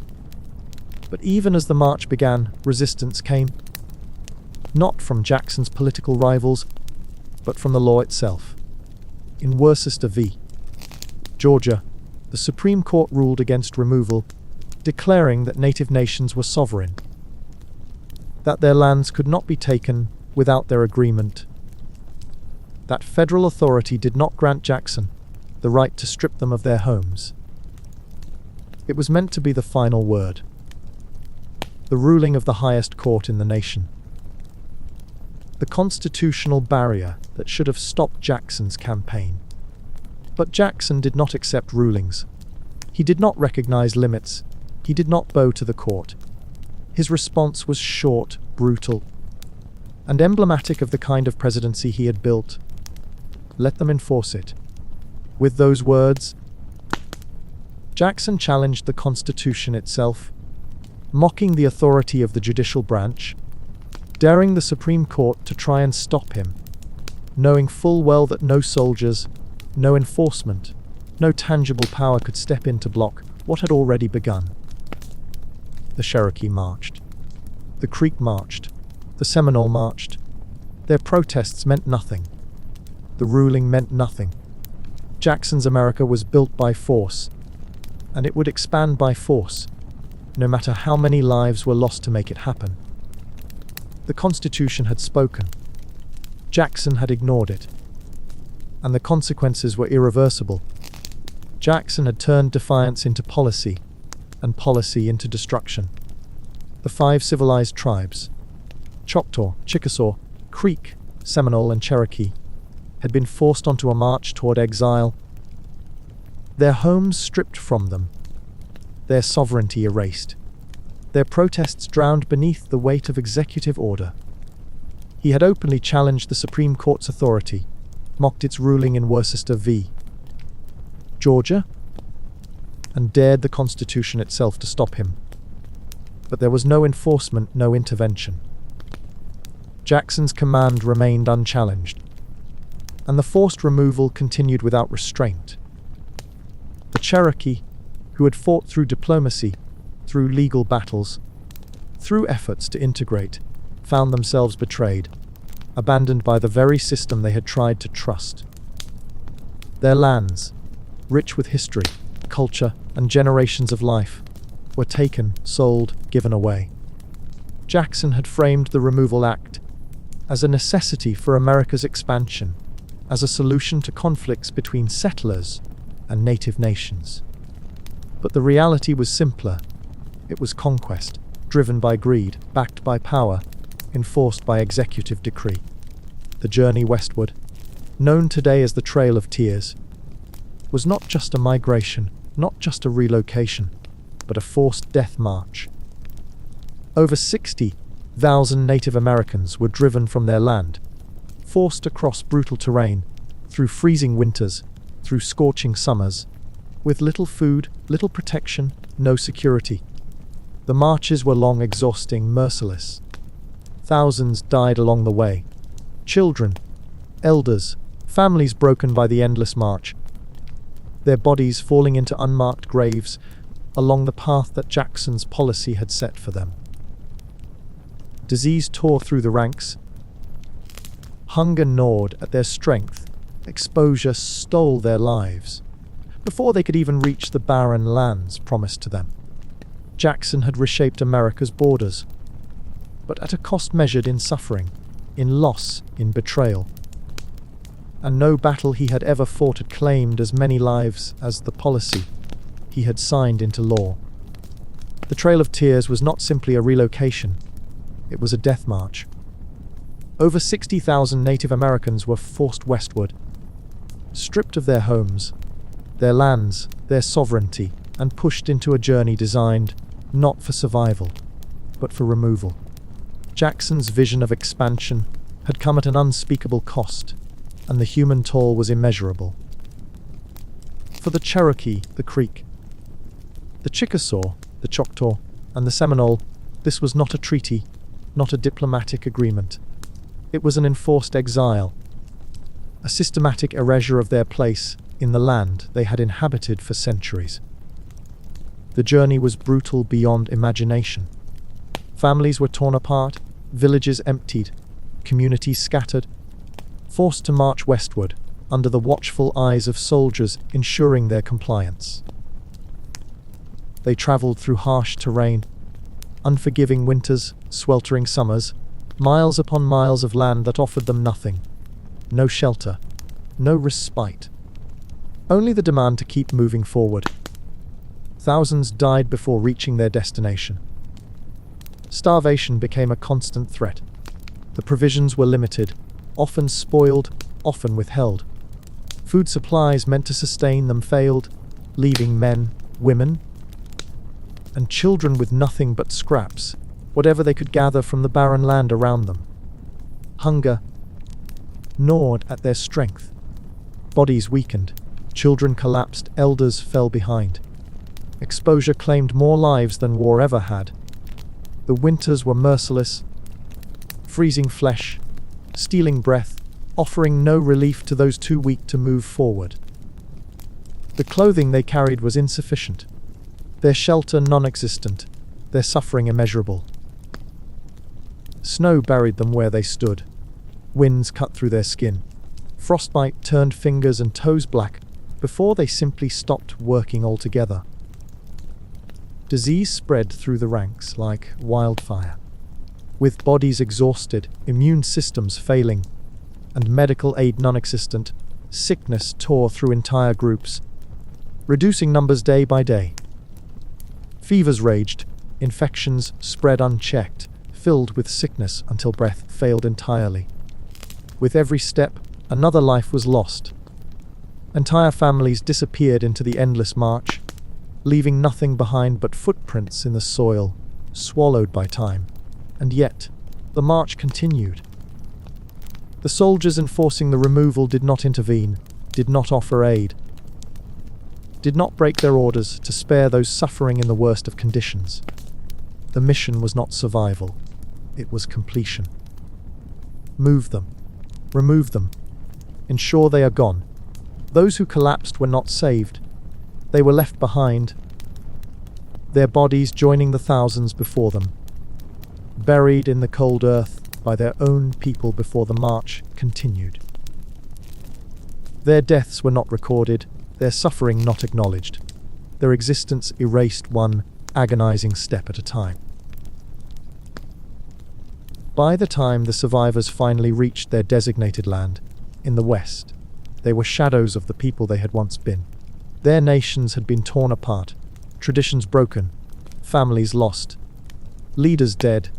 The cost of Jackson's vision of expansion had been paid in blood, in grief, in generations stolen by force. The Trail of Tears was not a single event. It was the systematic destruction of a people, made legal by policy, enforced by soldiers, permitted by a government that had refused to see its victims as anything but obstacles. It was not an accident. It was not a consequence of war. It was a decision, and its scars remain woven into the history of America. An undeniable, unerasable truth that cannot be forgotten. Jackson had expanded America, but at the cost of an entire people's suffering. And no amount of legacy, no amount of power, no amount of victory could ever undo what had been done. The land he had won was drenched in loss, and the echoes of those who had fallen along the trail never truly faded. The Trail of Tears did not merely remove people from their homes, it erased them. Thousands died, their bodies left where they collapsed, their families unable to stop, unable to bury them properly, unable to mourn. They were forced forward, always forward, deeper into unfamiliar lands, weaker with every mile, carrying the weight of grief alongside exhaustion. The march was not designed for survival. It was designed for completion. The mission was not justice, nor fairness, nor humane policy. It was removal, no matter the cost. Starvation, exposure, disease. These were not just unfortunate circumstances. They were killers, relentless, merciless, taking lives before the journey could even reach its final point. The weak fell first, children too young to endure the march, elders who had carried generations of knowledge, now left behind as their strength failed them.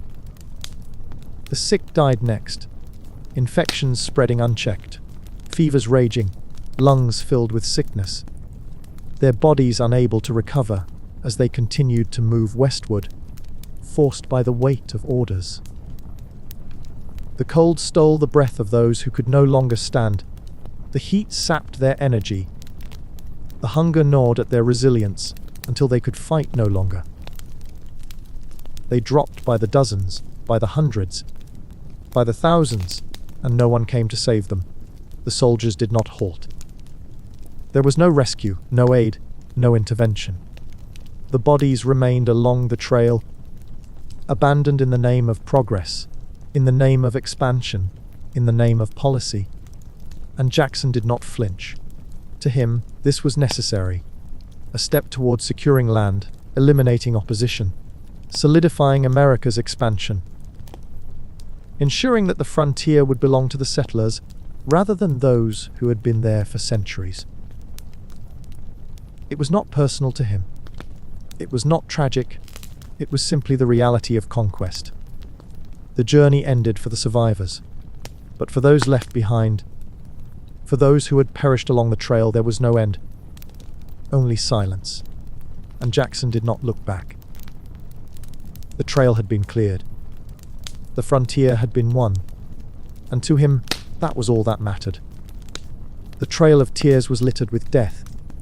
Bodies lay along the path, frozen in the cold, collapsed from starvation, sick beyond recovery. They had marched through brutal terrain, enduring exhaustion and grief, only for thousands to never reach the journey's end. They were buried in shallow graves, often by their own surviving family members, forced to move on before morning could even begin. The soldiers enforcing the march did not halt for the dead. Those who fell were left behind, another casualty in a process that was never meant to be merciful. And Jackson, he did not hesitate. He did not grieve. He did not question the suffering his policy had inflicted. He dismissed the devastation as necessary, as the unavoidable price of American expansion, as the cost of progress. He did not see the forced marches as tragedy. He saw them as victory. To him, the frontier was now open, cleared for settlers, for economic growth, for the future he had envisioned. No amount of loss, no number of dead, no cries of protest could convince him otherwise. But while Jackson's policies had reshaped the country, they had also consolidated his personal power. He did not simply govern, he ruled. And as his presidency advanced, his grip on Washington tightened. Jackson had never trusted the Washington elite, had never accepted the idea that government should be controlled by long-serving bureaucrats who operated independently of the president. He saw them as corrupt, as obstacles to his authority, as relics of an era that needed to be broken. And so, he fired dozens of officials, stripping positions from established administrators, replacing them with loyalists, with men who owed their success entirely to Jackson's rise. He did not care if they were experienced, did not care if they understood governance. He cared only that they would obey. This became the spoils system. Jackson's method of purging government and refilling it with men who were loyal to him, not to tradition, not to precedent, not to the institutions that had stood before him. He had turned Washington into an extension of his own will, and the country had no choice but to follow. Jackson's presidency was built on unwavering loyalty, absolute control, and the complete dismantling of the old political order. He did not trust entrenched bureaucrats, nor did he tolerate opposition from within his own administration. Government, as far as Jackson was concerned, existed to serve the president's agenda, and any official who failed to align with his vision was removed without hesitation. Dozens of federal workers, from department heads to clerks, found themselves purged from their positions, replaced by men who owed their success, their status, and their salaries directly to Jackson's rise. Experience was secondary. Competence was negotiable. Loyalty was the only currency that mattered. The message was clear. Under Jackson's rule, Washington belonged to him. This practice became known as the spoils system, a political strategy that rewarded allies, ensured loyalty, and cemented control. It was the end of an impartial government, the beginning of a new era where allegiance to the president meant job security and defiance meant swift removal. Jackson had not just reshaped the executive branch, he had reinvented political patronage altogether. His approach set the foundation for the modern system of political appointments, where government positions became rewards for party loyalty rather than long-standing service. He justified it simply. To the victor go the spoils. Government was no longer a neutral institution. It was a battlefield. And Jackson, always the warrior, always the conqueror, saw no reason to leave power in the hands of those who had not fought for him. Washington had once resisted him. Now it belonged to him. And his legacy would shape every administration that followed. He had not just taken the presidency. He had transformed it forever. Now, no one in government was safe from his rule. Jackson had reshaped Washington in his own image, gutting the old bureaucracy, installing loyalists, and turning government into a prize for those who had fought for his rise. The spoils system had cemented his authority, ensuring that every corner of his administration was filled with men who owed their success to him alone. Washington was no longer a political institution. It was a battlefield, where power was wielded like a weapon, where opposition was crushed before it could gain momentum. Jackson had won control of the presidency, but now he sought something even larger: control of the nation's economy. His next war would not be fought with muskets, nor with frontier militias. It would be fought against the national bank itself, against the financial elite who had shaped American commerce since its founding, against the institution he saw as the heart of corruption. He saw the bank as an enemy, as a tool used by wealthy investors to manipulate the economy, as a system designed to benefit the rich while burdening the common man. And so, Jackson declared war on the national bank.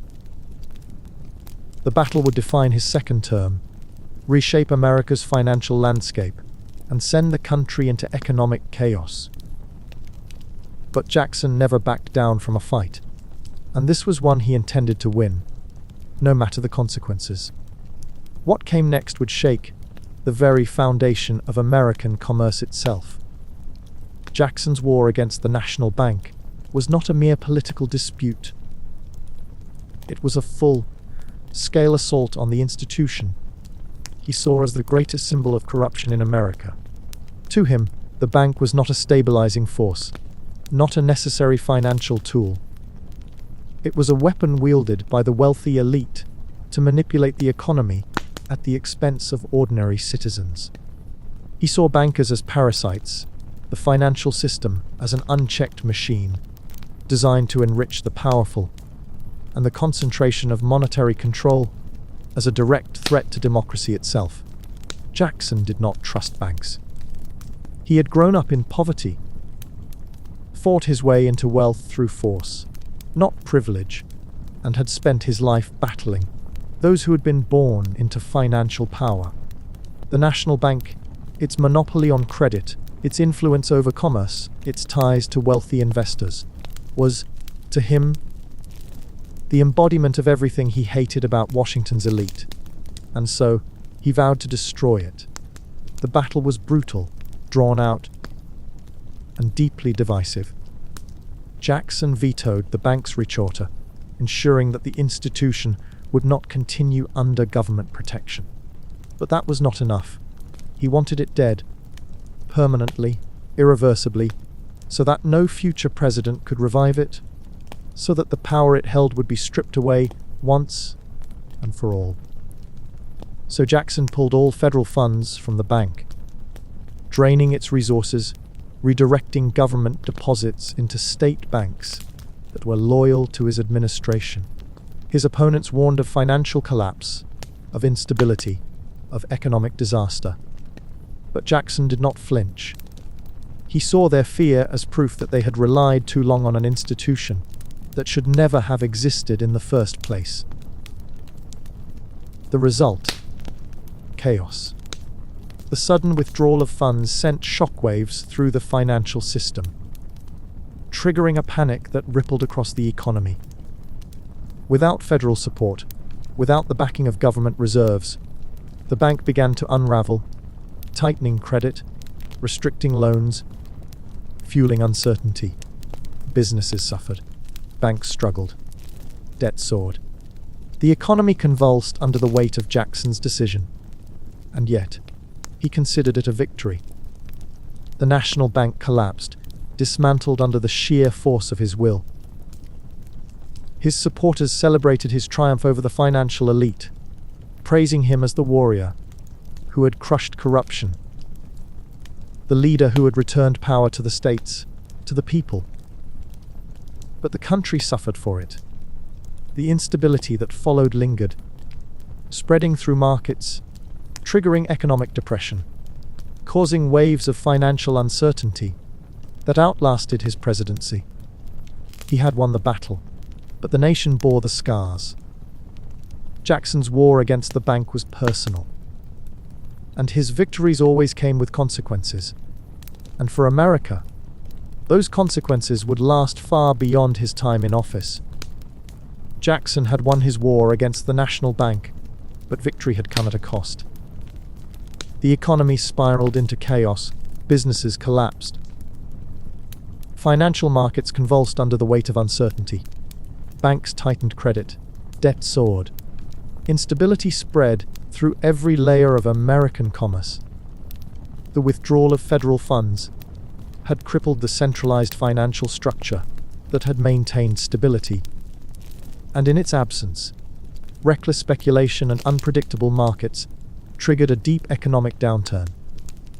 The Panic of 1837 would come soon after, sending America into a depression that would outlast Jackson's presidency. But for Jackson, none of it mattered. He had destroyed his greatest enemy, dismantled the institution he had seen as corrupt, and reshaped the financial system according to his own vision. The nation suffered for it, but Jackson called it victory. Yet even as economic turmoil spread, a greater crisis loomed. A conflict that threatened not just banks or financial markets, but the Union itself. Jackson had long been a warrior, a conqueror, a leader who ruled by force, but now, his country teetered on the edge of internal war. The nullification crisis had begun. At its heart was South Carolina, a state that saw itself as independent, defiant, unwilling to submit to federal authority. Southern elites despised the tariffs imposed by the federal government, seeing them as an economic attack, an unjust burden placed upon their trade and agricultural industry. And so, South Carolina declared that it would not obey federal tariff laws. It would nullify them, erase them within its borders, refuse to recognize Washington's rule. It was not just rebellion. It was a direct challenge to the U.S. Constitution, to the very idea that the federal government had power over individual states. Jackson had never tolerated defiance, had never allowed opposition to stand. And now, a state was openly defying him, threatening to break from the Union entirely. South Carolina threatened to secede. Jackson had crushed enemies on battlefields, had waged wars across the frontier, had fought duels and led conquests. But now, his greatest battle was no longer against foreign powers. It was against his own country. And he was prepared to do whatever it took to keep the Union from breaking apart, even if it meant war. South Carolina's rebellion against federal tariffs was not just political defiance. It was a reckless gamble with the fate of the Union itself. The state had declared that it would not obey federal law, asserting that it had the right to nullify legislation passed by Congress, rejecting Washington's authority entirely. It was a direct challenge to the Constitution, an attempt to carve out independence without formally declaring it. And when Jackson refused to accept South Carolina's defiance, the state went further. It threatened to secede from the United States altogether. For Jackson, this was not just a dispute over tariffs. It was an act of betrayal, an attempt to fracture the country, to tear apart the Union he had spent his life defending. And if there was one thing Jackson had never tolerated, it was insubordination. South Carolina believed it had leverage, that Washington could be forced into compromise, into backing down, that threats alone would be enough. But Jackson had never backed down from anything in his life. Not duels, not wars, not political opposition. And he had no intention of backing down now. So he did what no president before him had done. He threatened to invade his own country. If South Carolina seceded, Jackson would personally lead troops to crush the rebellion. He would not negotiate, would not entertain diplomatic solutions, would not allow the Union to unravel under his watch. His response was cold, uncompromising, and terrifyingly direct. Disunion by armed force is treason. Are you ready to face it? With his iron grip on power, his control of the federal government, his history of winning battles through sheer brutality, Jackson made it clear that secession would mean war. And if war came, he would fight it like he had fought every conflict before, with absolute destruction in mind. South Carolina had tested Jackson's limits, and now it stood on the brink of war against its own president. What came next would determine whether the United States remained whole or collapsed into internal conflict. Jackson's patience for defiance had always been razor thin, but when South Carolina threatened to sever itself from the Union, he saw not just rebellion, but treason. The state had declared its right to ignore federal laws. Its leaders had stoked the fires of separation, and whispers of armed resistance had begun circulating among those who believed they could break from Washington without consequence. But they had miscalculated. Jackson was not an ordinary president, and he had never backed down from a fight.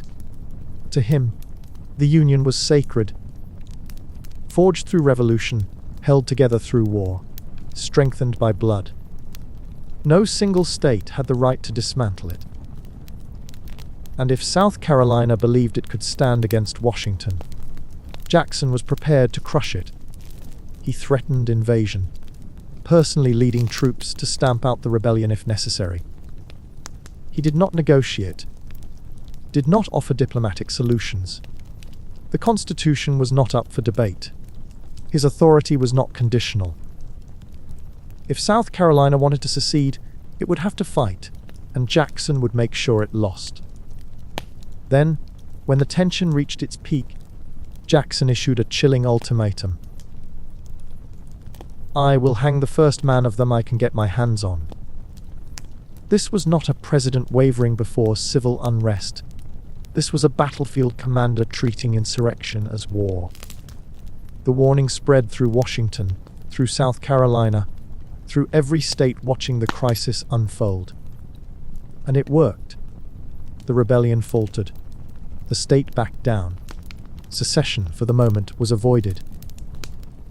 Jackson had held the Union together, not through compromise, not through diplomacy, but through sheer force and the promise of destruction.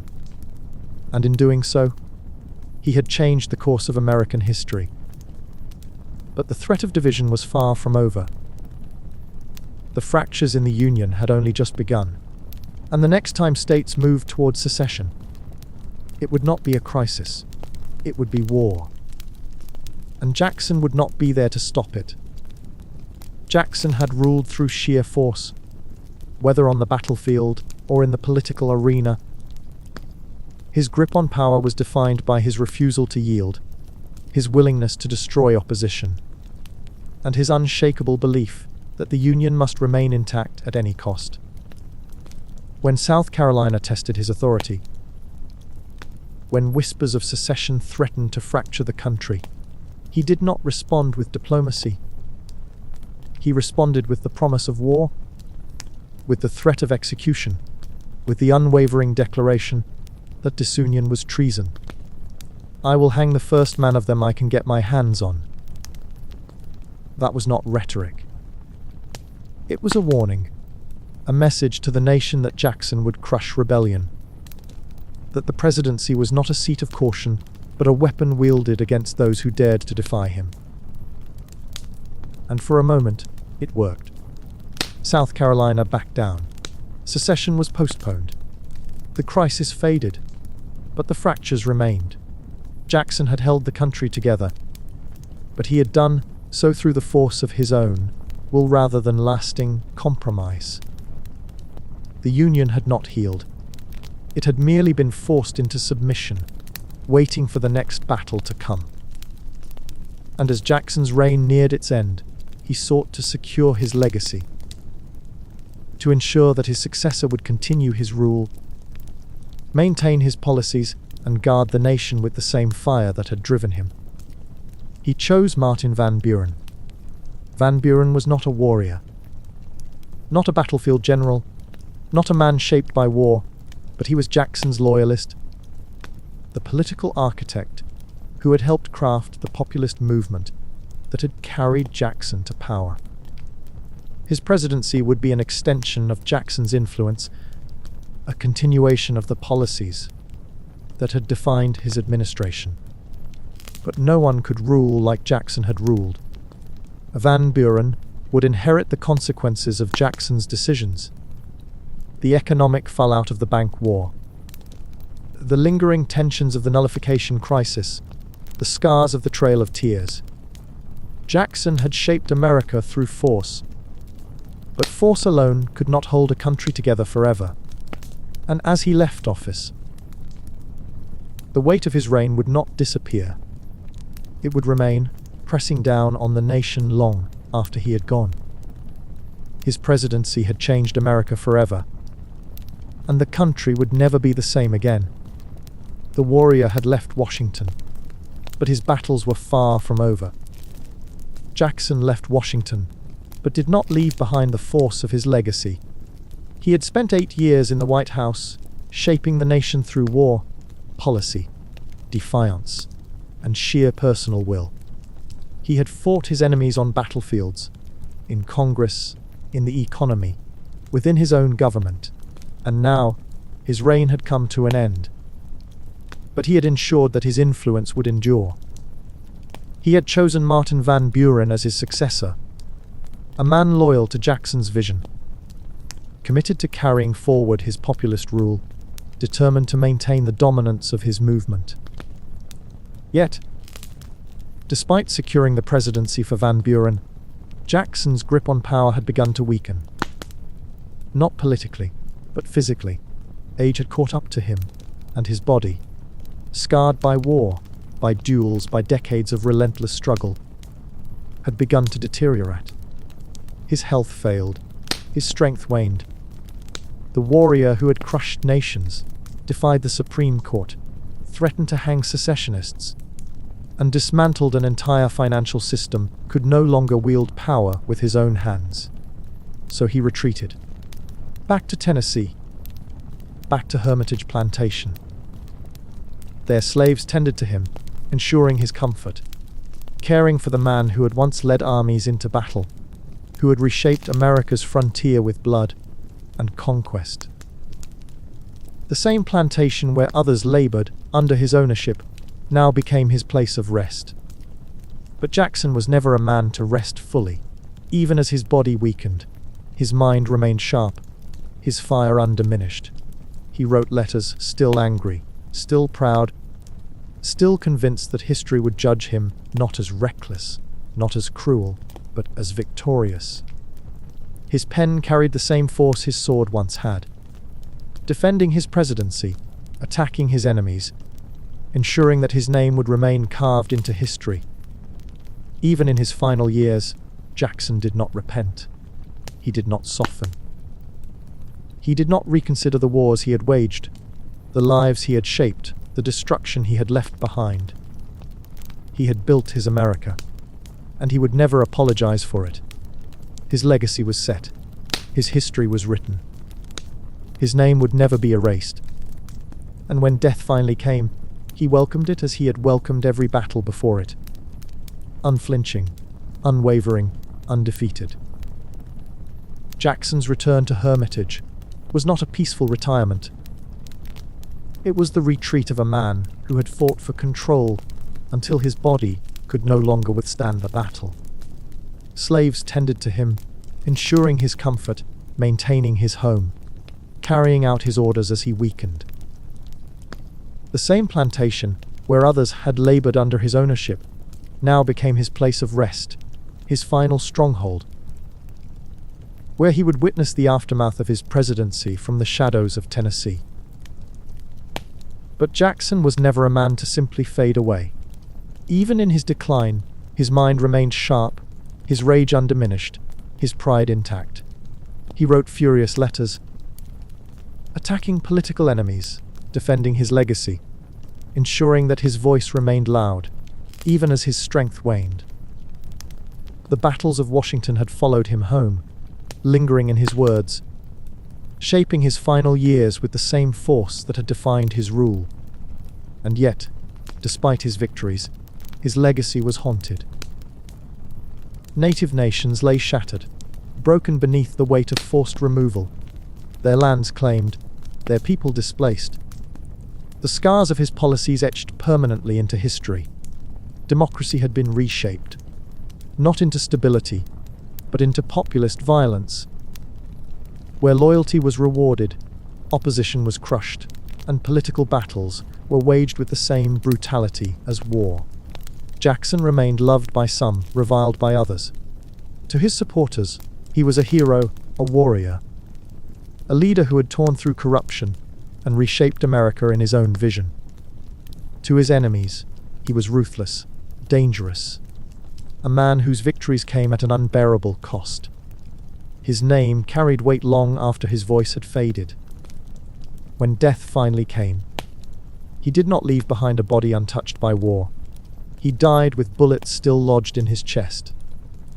Remnants of duels, echoes of the battles that had defined his existence. Even in the end, Jackson remained what he had always been: scarred, undefeated, unrepentant. And his America, for better or worse, would never be the same again. Jackson's legacy did not fade with his death.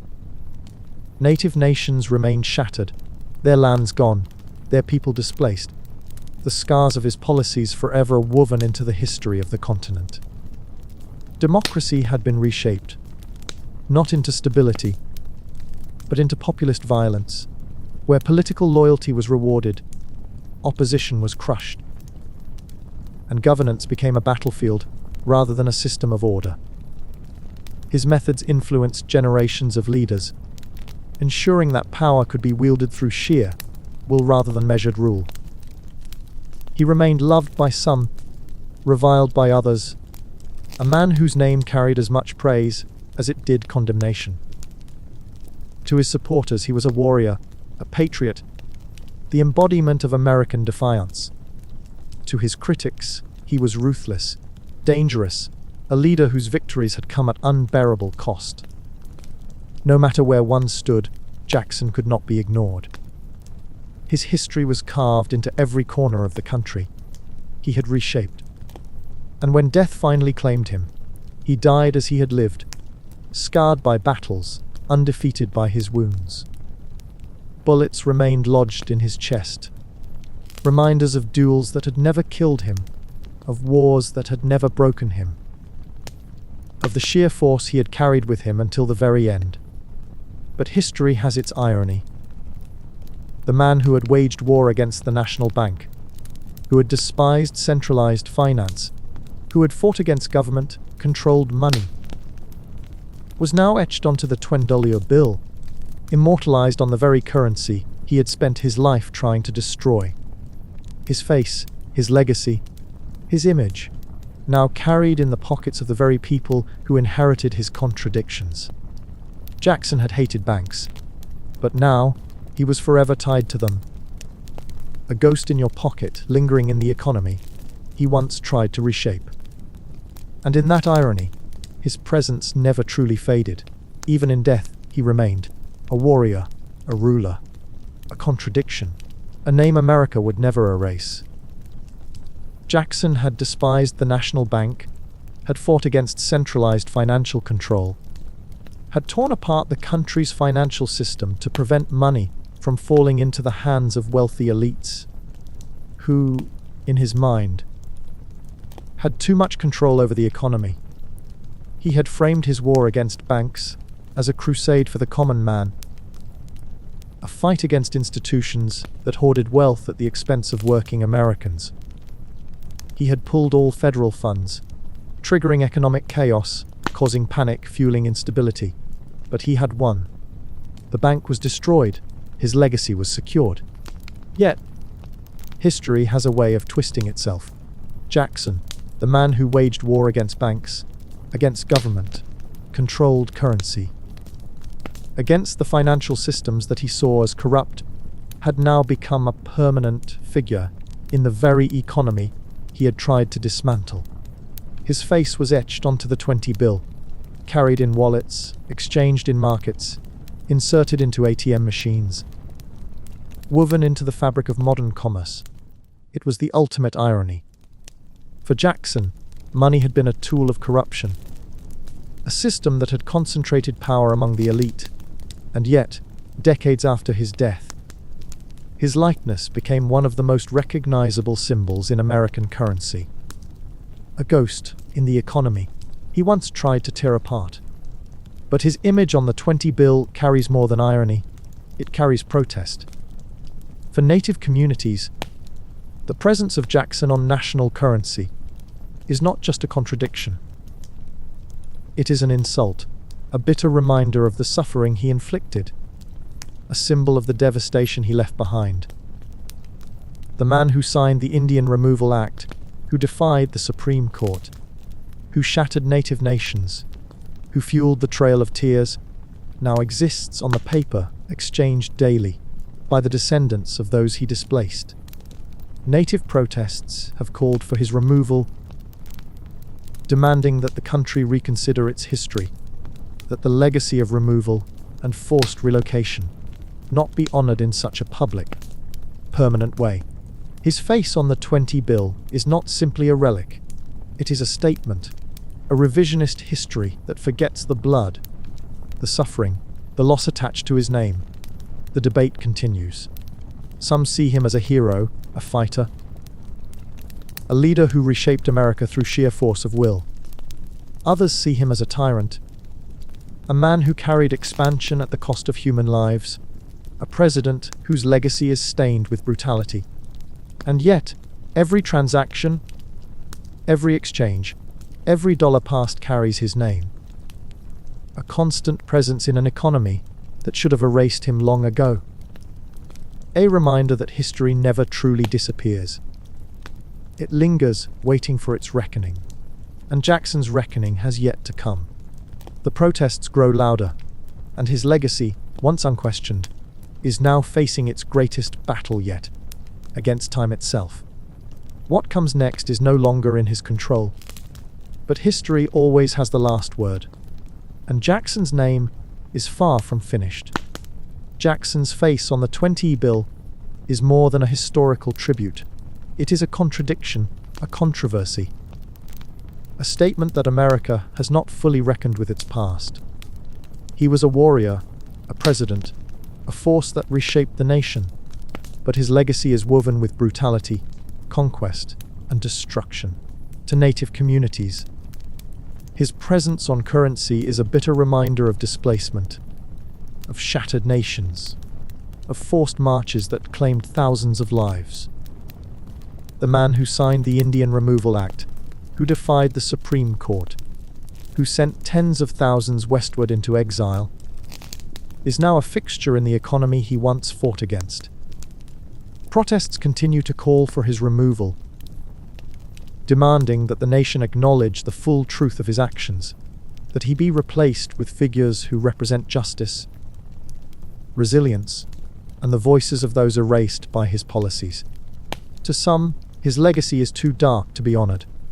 Yet, to others, Jackson remains an icon, a leader who fought against corruption, who reshaped the presidency, who refused to bow to the political elite. His story is still told as one of defiance, of strength, of leadership that stood against entrenched power. He is remembered as the man who crushed the British at New Orleans, who held the Union together during the nullification crisis, who expanded America's borders through force and determination. And so, the question remains, was Jackson a hero or a villain? The father of democracy or the architect of genocide? America still debates, still forgets, still struggles to reconcile the truth. But history does not disappear. It lingers. It challenges. It forces reflection. And Jackson's legacy will always demand that America ask itself what kind of nation it truly wants to be. That answer, even centuries later, is still unfinished. Jackson's legacy is impossible to separate from contradiction. He is remembered as both the champion of democracy and the architect of suffering, a man whose presidency expanded the power of the people while erasing entire nations from their homelands. His defenders praise his war against corruption, his defiance of entrenched power, his ruthless determination to lead without submission. His critics see only his brutality, the trail of tears, the bank war, the populist rage that fueled his rule, the destruction left in his wake. America still debates, still forgets. To some, he is a hero, a fighter, a man who reshaped democracy through sheer force of will, unafraid to break tradition, unwilling to bow to elite control. To others, he is a villain, a figure whose name is etched into history not through progress, but through conquest, through displacement, through blood-soaked policy decisions that devastated lives. But no one denies that he changed America, and his influence did not die with him. Because every angry leader echoes him, every politician who rises through rage, through promises of crushing opposition, through appeals to the people against the establishment, carries his shadow. His approach to power became a blueprint, direct, brutal, unwavering. He shaped the tools of power, showed the country how force could be used not only to command armies, but to rule a nation, how populism could be weaponized, how executive authority could overpower the institutions meant to keep it in check. Most of all, he showed how far a man will go when he thinks he's right. And America has never stopped following in his footsteps. His legacy never truly faded. It only evolved. And we are still living in the world he created, whether we realize it or not. Jackson's presidency was not built on restraint.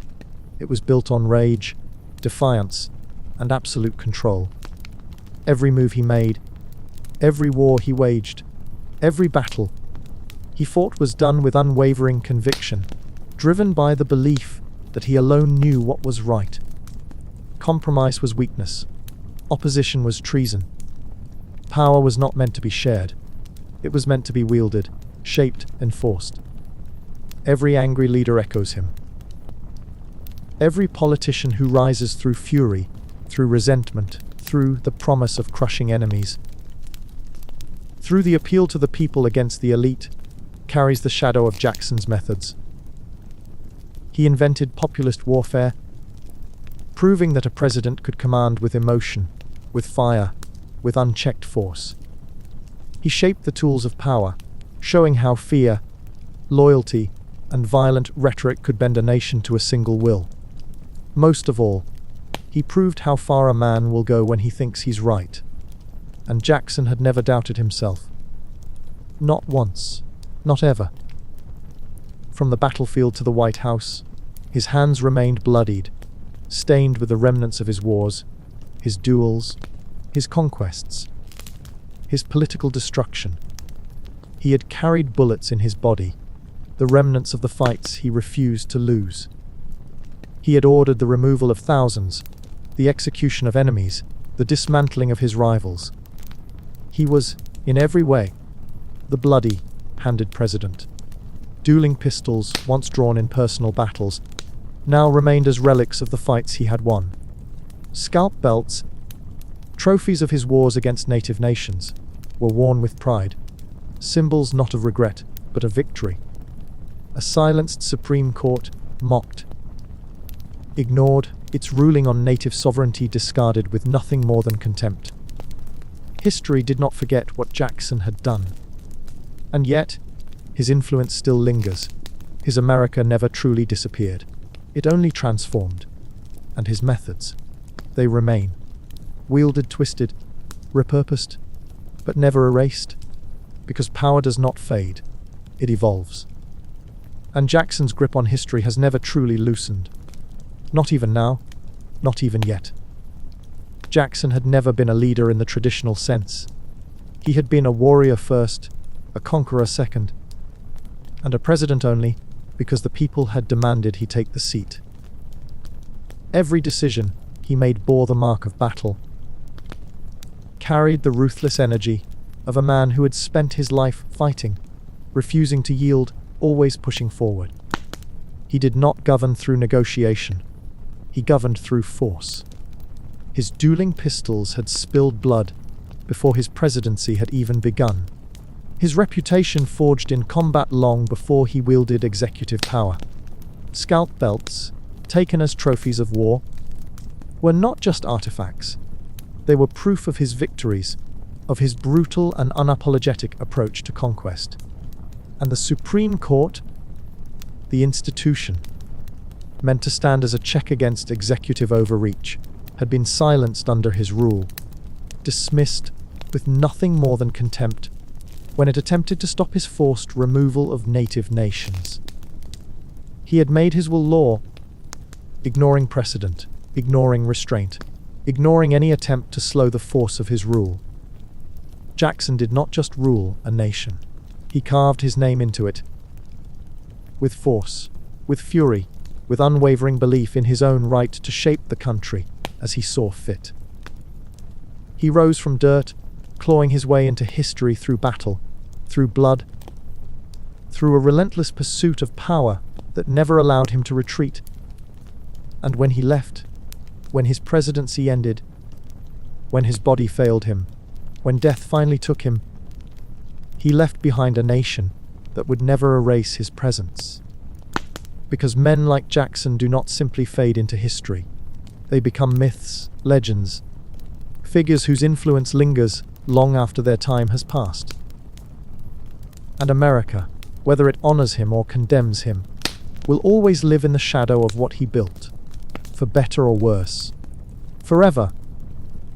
Jackson's name is not just written in history.